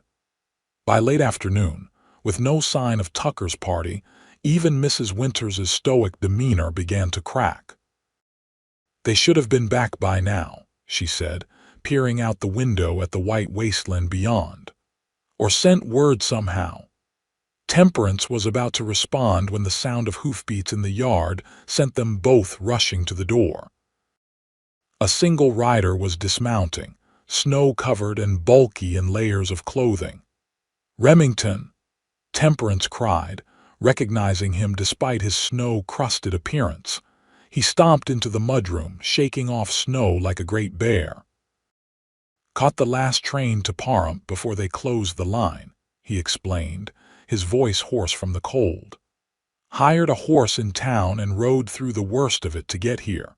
Knew a storm like this could mean trouble." Tucker and 3 men went looking for Davis and Wilson, Mrs. Winters informed him. "They're hours overdue." Remington's expression darkened as he shed his outer layers. "Which direction?" "Northwest pasture. Line shack up there." He nodded grimly. "I'll go after them as soon as I've warmed up enough to feel my fingers."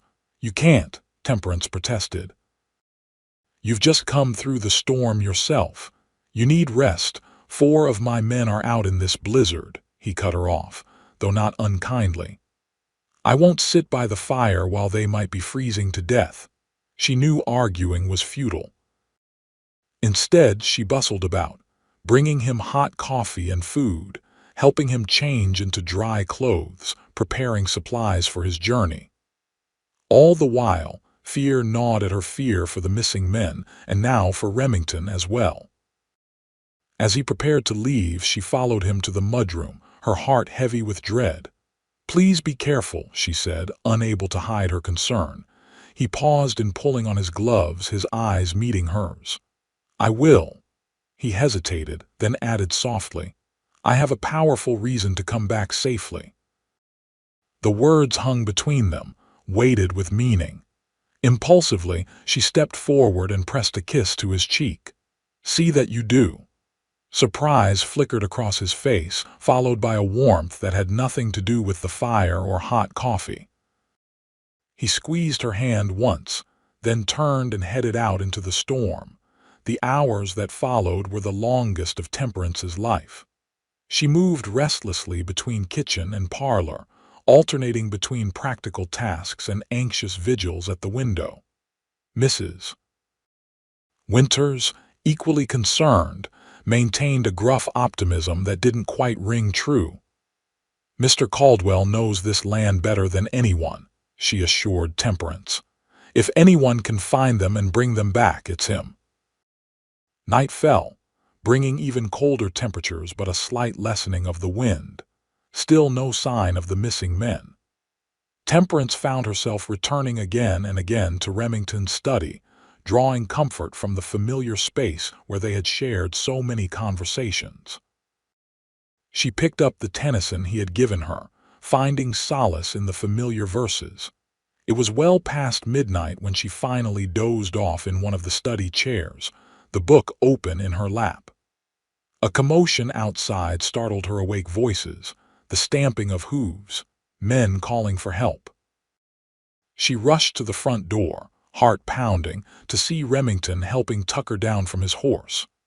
Behind them, the other hands were assisting Davis and Wilson, both men barely conscious and alarmingly pale. "They need warmth, quickly," Remington ordered as they carried the men inside.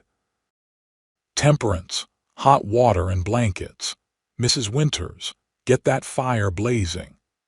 For the next several hours they worked to warm the men who had been caught in the blizzard. Davis and Wilson had indeed taken shelter in the lined shack, but its meager protections had not been enough against the brutal cold. They were suffering from severe frostbite and the early stages of hypothermia. Tucker and his rescue party were in better condition, having been properly equipped for the weather, but they too showed signs of their ordeal. Only Remington seemed relatively unaffected, moving with purpose and authority as he directed the rescue efforts. By dawn, all the men were stabilized, wrapped in blankets before roaring fires, fortified with hot broth and coffee. Davis and Wilson would likely lose some fingers and toes to frostbite, but they would live thanks to Tucker's rescue party and to Remington's timely arrival. As the crisis passed and the injured men slept, exhaustion finally caught up with Remington. Temperance found him slumped in a chair in his study, his head nodding as he fought to stay awake. "You should rest," she said softly. "You've done all you can for now." He looked up, fatigue etched in the lines of his face. "Wanted to make sure everyone was settled first." "They are, Mrs. Winters, and I will keep watch." She approached, gently taking his arm. "Come, you need sleep." Too tired to argue, he allowed her to lead him to his bedroom, a space she had cleaned countless times but never entered while he was present. He sat heavily on the edge of the bed, and Temperance knelt to remove his boots. "You don't have to do that," he protested weakly. "Hush, let someone take care of you for once." He submitted, watching her through half-closed eyes as she set his boots aside and helped him out of his vest and shirt. Propriety suggested she should leave him to manage the rest himself, but he was clearly at the limits of his endurance. Keeping her manner practical and her eyes averted as much as possible, she helped him into a nightshirt before turning down the bedcovers. "Thank you," he murmured as he lay back against the pillows, "for everything." "Sleep now," she urged, drawing the covers over him. "I'll check on you later." She was at the door when his voice, soft but clear, stopped her. "Temperance," she turned back. "Yes, I love you." The words were simple, direct, unadorned with explanations or qualifications. "Thought you should know, in case I didn't make it back today." Her heart seemed to stop, then race forward. Remington. But he had already succumbed to exhaustion, his breathing deep and regular, his features relaxed in sleep. Temperance stood frozen in the doorway, his words echoing in her mind. "I love you." 3 small words that changed everything. She wanted to wake him, to respond, to pour out her own feelings, but he needed rest more than declarations. Quietly, she closed his door and leaned against it, joy and uncertainty warring within her. He loved her. And she, though she hadn't spoken the words aloud, loved him with a depth that sometimes frightened her. But what did it mean for them? She was still his employee, still a woman with a tarnished reputation and no dowry or family connections. He was a prosperous rancher, respected in the community despite Hammond's attempts to undermine him. Could there truly be a future for them? These questions would have to wait for answers. For now, the storm still raged outside, and there were injured men to tend. With a deep breath, Temperance pushed away from the door and returned to her duties, Remington's words a warm glow within her heart. The blizzard continued for another day before finally relenting, leaving behind a transformed landscape of pristine white drifts and ice-glazed trees. The ranch slowly began to dig out, assessing damage and checking on livestock that had weathered the storm. Remington slept through most of that day, his body demanding recovery from the ordeal he had put it through. When he finally emerged from his room, looking refreshed though still bearing the shadows of fatigue, his first action was to check on the injured men. Temperance watched him from a distance, uncertain how to approach after his bedside declaration. Did he remember speaking those words? Did he regret them? Her own feelings were clear, but the practical obstacles to a relationship between them remained unchanged. It was late afternoon before they found themselves alone, meeting unexpectedly in the kitchen when everyone else was elsewhere. Remington was pouring coffee. Temperance entered with a basket of mending, stopping short when she saw him. "Oh, I didn't realize, Temperance." Her name on his lips held a wealth of feeling. "I've been hoping to speak with you." She set the basket aside, her heart quickening. "Have you?" "About what I said, before I fell asleep." He looked slightly uncomfortable but determined. "I want you to know I meant it. It wasn't just exhaustion speaking." Relief and joy flooded through her. "I'm glad," she said softly, "because I love you too." The simple declaration transformed his expression, uncertainty giving way to a happiness so bright it was almost painful to witness. In 2 strides he was before her, taking her hands in his. "I should have told you properly. Not half asleep and filthy from the storm." His thumbs traced gentle patterns on her wrists. "I've known for months, but I didn't want to speak until I was certain of your feelings. And there were complications, your position here, Hammond's threats." "And now," she asked, "are the complications gone?" "No," he admitted. "But they matter less than what I feel for you, what we feel for each other." His gaze was earnest as it held hers. "I don't know what the future holds, Temperance. The ranch is still at risk from Hammond, and winter will bring its own challenges. But I know I want to face whatever comes with you at my side. Not as my employee, but as my wife." The proposal, direct and unembellished, was perfectly suited to the man making it. Tears welled in Temperance's eyes, tears of joy and hope she had not allowed herself to feel until this moment. "I want that too," she whispered. "More than anything."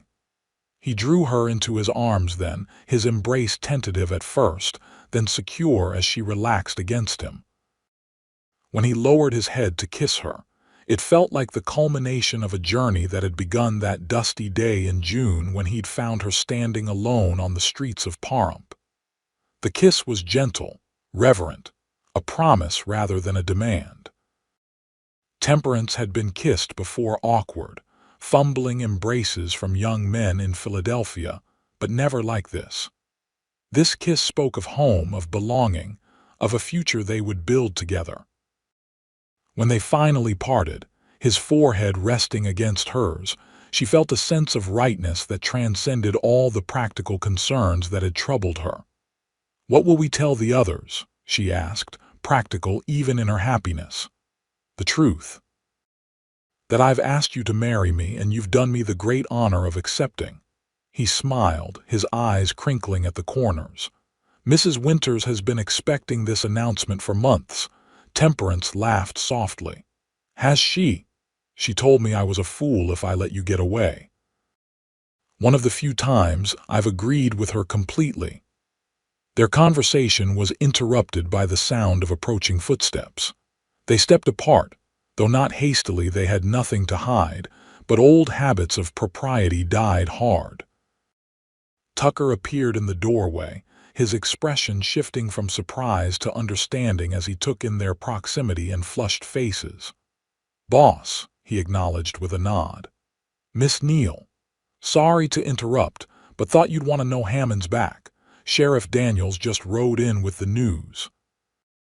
Says Hammond's threatening to press charges over some alleged cattle theft during the storm. Remington's expression hardened. That's ridiculous. We were all fighting for our lives during the blizzard, not stealing his cattle. That's what the sheriff said. But Hammond's claiming 2 of his prize bulls are missing and he's pointing the finger at us. Temperance felt Remington's body tense beside her. I need to speak with Daniels, he said. Where is he? Parlor.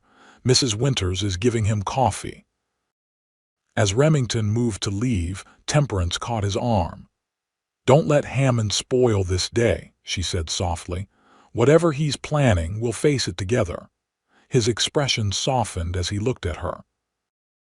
Together, he agreed, briefly squeezing her hand before following Tucker to meet with the sheriff.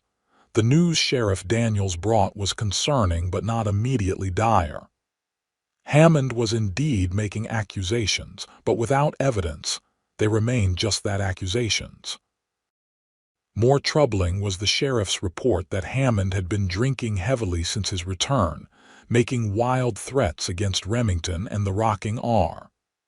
Man's not stable, Daniels concluded, accepting a refill of coffee from Mrs. Winters. Always been high-strung, but this is different. Something's pushed him over the edge. His inquiries about me, Temperance suggested.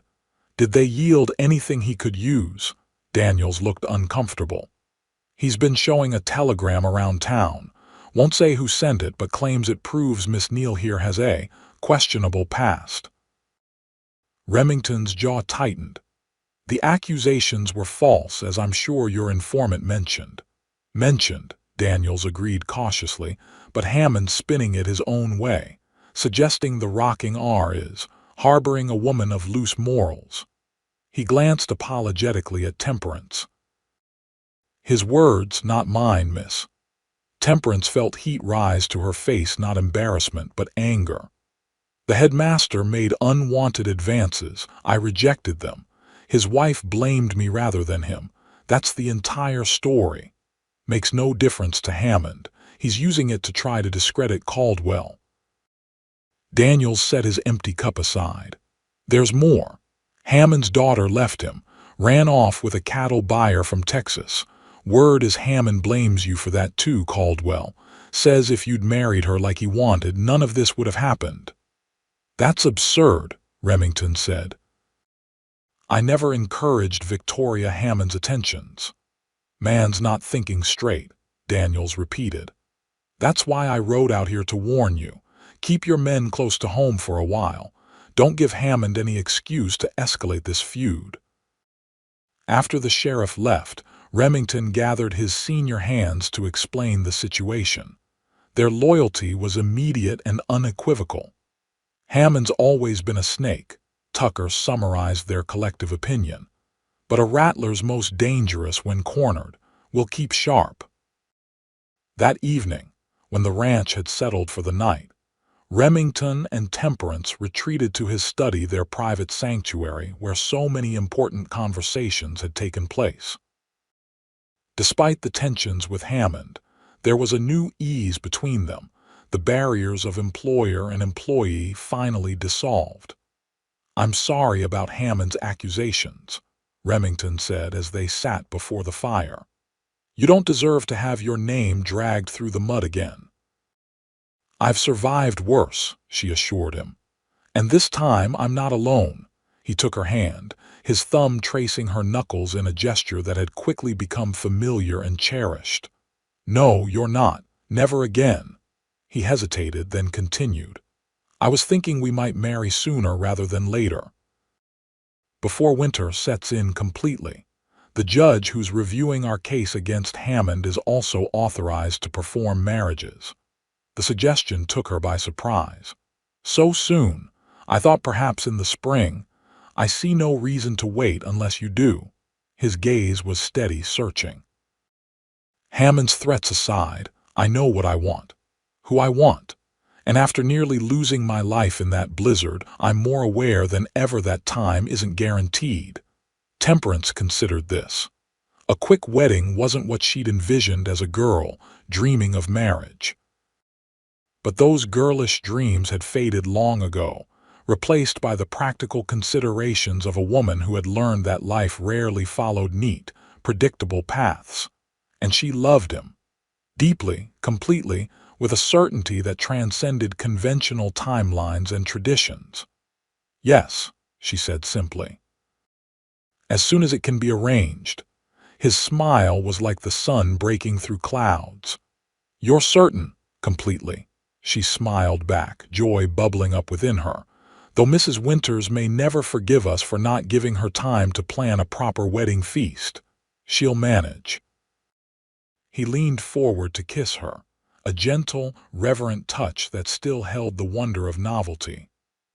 "I'll ride to Carson City tomorrow to speak with Judge Wilson.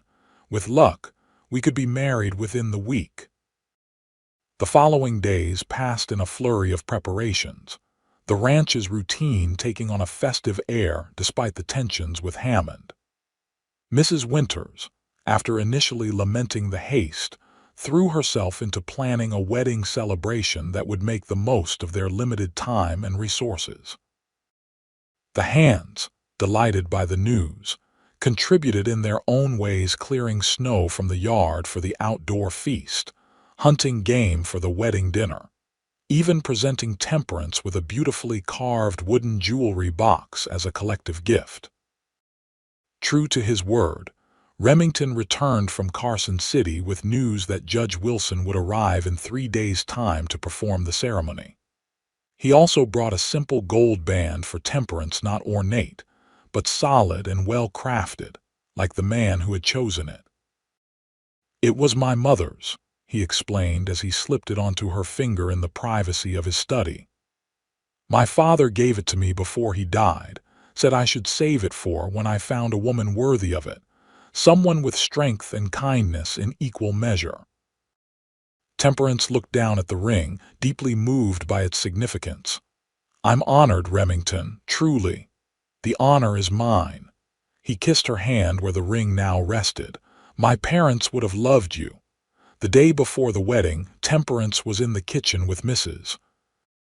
Winters, finalizing preparations for the feast when Tucker burst in, his expression grave. "Hammond's on his way," he announced without preamble.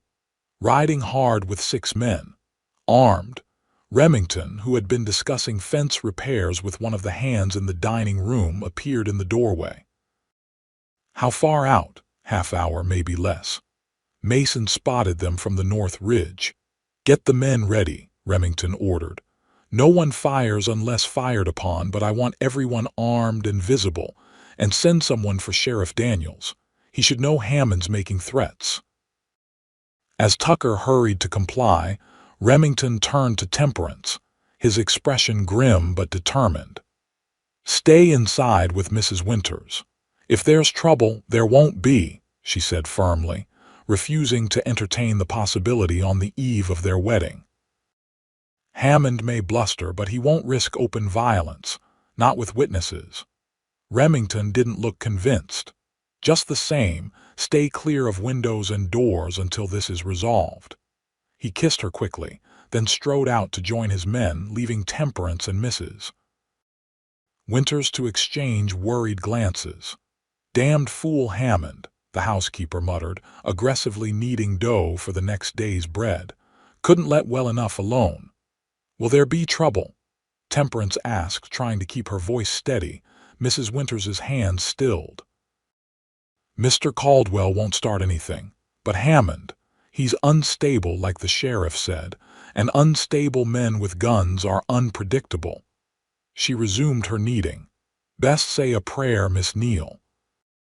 Temperance did, silently, as she continued helping with the preparations, her ears straining for sounds from outside.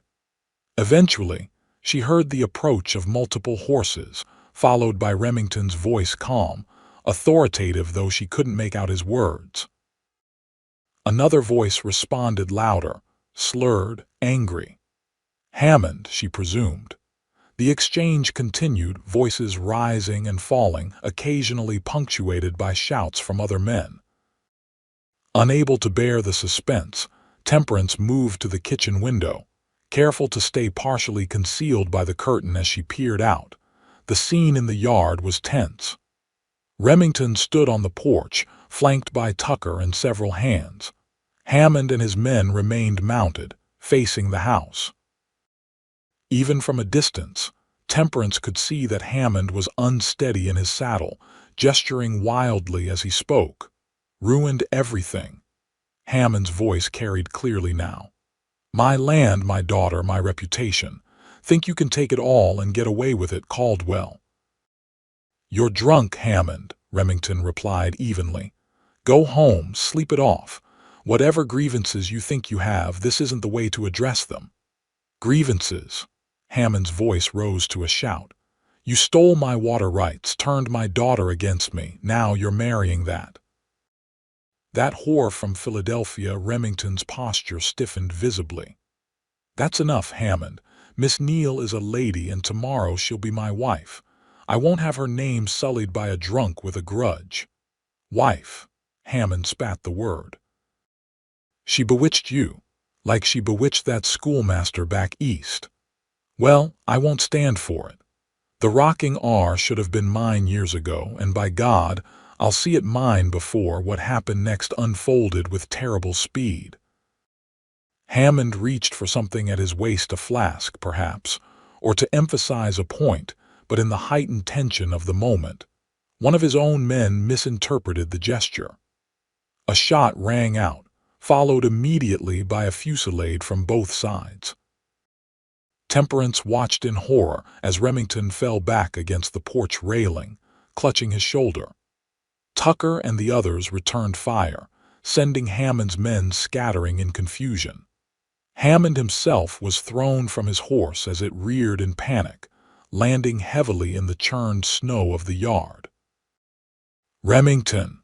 Temperance cried, abandoning caution as she ran for the door. Mrs. Winters tried to stop her. "Miss Neal, no, stay inside." But Temperance was already out the door and across the porch, heedless of the danger as she knelt beside Remington. Blood seeped between his fingers where he gripped his shoulder, his face pale but determined.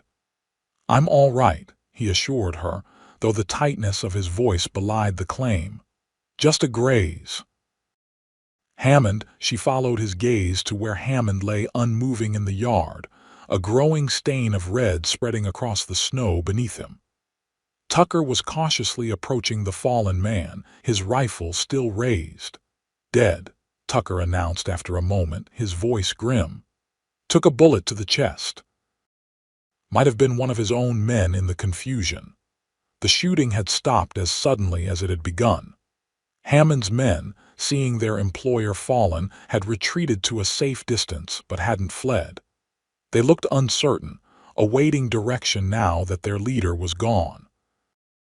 "Someone ride for the doctor," Temperance ordered, taking charge as she helped Remington to his feet. "And the sheriff. Mrs. Winters, prepare hot water and bandages." The next hours passed in a blur of activity. The doctor arrived from Pahrump to treat Remington's wound, a bullet grazed to the upper arm that was painful but not life-threatening. Sheriff Daniels arrived soon after, taking statements from everyone present about the shooting. It quickly became clear that Hammond had initiated the confrontation, arriving armed and intoxicated with clearly hostile intent. His men, soberer than their employer, confirmed that no one from the rocking R had fired first. The shot that killed Hammond had indeed come from one of his own men, firing wildly in the confusion. "A damned mess," Daniels concluded after his investigation, "but a clear case of self-defense and accidental death. Hammond brought this on himself." He looked at Remington, who sat with his arm bandaged, Temperance at his side. "I'm sorry it came to this, Caldwell. Hammond wasn't always like this. The loss of his wife years back, then his daughter running off. It broke something in him." "I never wished him harm," Remington said quietly. "Despite everything." "I know that," Daniel sighed heavily.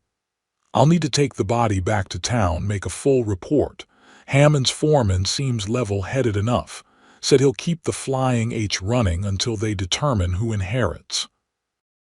After the sheriff left with Hammond's body, and the doctor had given final instructions for Remington's care, a somber quiet fell over the ranch. The celebration planned for the following day now seemed inappropriate, the wedding itself in question. Perhaps we should postpone, Temperance suggested as she helped Remington to his room, mindful of his injured arm. Under the circumstances, no. His voice was firm despite his weariness. Unless you wish to wait. I don't, she admitted. But a man died today. It seems wrong to celebrate so soon after. Remington sat carefully on the edge of his bed, wincing slightly as the movement jarred his wound. Hammond chose his path. I won't let his final act be disrupting our happiness. He looked up at her, his expression resolute. We'll proceed as planned, though perhaps more quietly than we'd intended. She nodded, relieved. I'll speak with Mrs. Winters. A simple ceremony, just the ranch family. Perfect. He caught her hand as she turned to leave. Temperance, today when the shooting started, you ran to me despite the danger. Of course I did. It was reckless, he chided gently, but I've never felt so cherished as I did seeing you there, heedless of your own safety.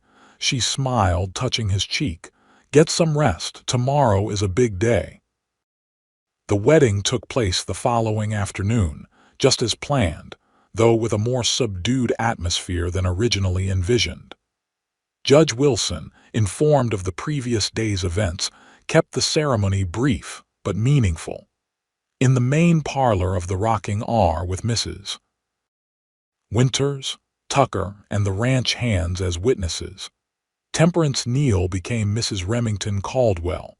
She wore her best dress, the green poplin, freshly pressed and adorned with a lace collar Mrs. Winters had contributed. Remington, his arm in a sling beneath his suit jacket, looked handsome despite his pallor from the injury. I, Remington, take thee, Temperance, to be my wedded wife. He spoke the traditional vows with quiet conviction, his good hand steady as it held hers. To have and to hold from this day forward, for better, for worse, for richer, for poorer, in sickness and in health, to love and to cherish, till death do us part. When it was her turn, Temperance's voice was clear and unwavering. I, Temperance, take thee, Remington, to be my wedded husband, to have and to hold from this day forward, for better, for worse, for richer, for poorer, in sickness and in health, to love and to cherish, till death do us part. Judge Wilson pronounced them husband and wife, and when Remington bent to kiss her, the room erupted in cheers and applause from the assembled ranch hands. It was a moment of pure joy amidst the shadow of recent events, a reminder that life continued, that love endured, even in the face of tragedy. The celebration that followed was smaller than originally planned, but no less heartfelt. Mrs. Winters had outdone herself with the wedding feast, and the hands had decorated the dining room with winter greenery and ribbon. There was music from Mason's fiddle, dancing despite Remington's injury, and a general air of relief and happiness that their employer had not only survived but found love. As the evening wore on, Temperance found herself drawn to the window, looking out at the star-filled night. Snow blanketed the ranch, pristine and peaceful in the moonlight, all traces of yesterday's violence erased by a fresh snowfall overnight. Remington joined her, slipping his good arm around her waist. What are you thinking, Mrs. Caldwell? The name, her new name, brought a smile to her lips. About journeys, how I came west with nothing but a carpetbag and broken dreams, not knowing what awaited me. And now, he pressed a kiss to her temple, now I have everything I never dared hope for, a home, a purpose. She turned in his arms to face him. A husband I love more than I thought possible. I'm the fortunate one, he said softly. When you first arrived standing alone on that street in Pahrump, you looked so lost, but there was strength in you even then. Dignity. His eyes held hers, full of love and promise. I think I began falling in love with you that very day. And I with you, she admitted. Though I fought against it, believing someone like me had nothing to offer someone like you, he shook his head. You had yourself, your courage, your kindness, your intelligence. Everything that makes you who you are. His expression grew serious. I don't need anything else, Temperance, just you beside me for whatever life brings. I'm here, she whispered, and I always will be. Their kiss sealed the promise, a commitment beyond words, beyond vows, a dedication of heart and soul that would weather whatever storms the future might hold. 5 years later, the spring sun warmed the porch of the rocking R as Temperance sat in her rocking chair, watching her 3-year-old son, James, chase butterflies in the yard. Beside her, cradled in her arms, their 6-month-old daughter, Elizabeth, dozed peacefully. The ranch had prospered in the years since Hammond's death. His property had eventually been sold to a mining company, ending the long-standing dispute over water rights. The rocking R had expanded, adding new pastures and cattle, becoming one of the most successful operations in the territory. More importantly, it had grown as a family. Mrs. Winters, now in her 60s but still formidable, had taken on the role of honorary grandmother to the children. Tucker remained foreman, loyal as ever. Many of the original hands still worked the ranch, now more like extended family than employees. Temperance heard the approach of riders and smiled, knowing who led them. Moments later, Remington appeared around the bend in the road, returning from the spring roundup with Tucker and several hands. He spotted her on the porch and raised his hat in greeting, then urged his horse forward ahead of the others. James, seeing his father, abandoned the butterflies with a squeal of delight. Papa's home. Remington dismounted in one fluid motion, the old bullet wound long healed, and swept his son into his arms. There's my boy. Have you been helping your mama while I was gone? Yes. I fed the chickens and didn't chase them at all. Much, Temperance corrected with a laugh. He didn't chase them much. Remington carried James up to the porch, bending to kiss Temperance before peering at their sleeping daughter. And how's my little princess? Perfect, Temperance replied, though she'll be hungry soon. How was the roundup? Successful. Cattle came through the winter well, calving rates the best we've had. He sat beside her, still holding James on his knee. Missed you though, all of you. We missed you too. She reached out to touch his face, a gesture that had become second nature over their years together. But we're together now. He caught her hand and pressed a kiss to her palm. Always. As the evening settled around them, with James chattering about his adventures while his father was away and Elizabeth waking with hungry demands, Temperance felt a contentment that still sometimes seemed miraculous. From that desperate day in Pahrump to this peaceful evening on the porch of what was now truly her home, the journey had been unexpected, sometimes difficult, but ultimately blessed. I have nothing to offer, she had whispered that long ago day when she'd first begun to acknowledge her feelings for Remington, fearing that her past and her circumstances made her unworthy of his love. You have yourself, he had replied, and that's everything. Years later, surrounded by the family they had created together, Temperance knew the truth of those simple words. She had offered herself her heart, her strength, her faith in their shared future. And in return, she had received a life richer and more fulfilling than anything she could have imagined in her darkest moments. As the first stars appeared in the twilight sky above the rocking R, Remington's arm settled around her shoulders, drawing her close. No words were needed between them now, just the comfortable silence of two people who had found in each other everything they needed. Everything they had once feared was beyond their reach. Home, love, family. The essential treasures that made life worth living, that gave meaning to the struggles and joy to the triumphs. Temperance had found them all in the wild Nevada desert, in the heart of a man who had seen her worth when she herself had doubted it. And in the gentle rhythm of their days together, in the laughter of their children and the quiet moments shared by the hearth, she found the answer to a question she had long ago stopped asking. What she had to offer was indeed enough. It always had been.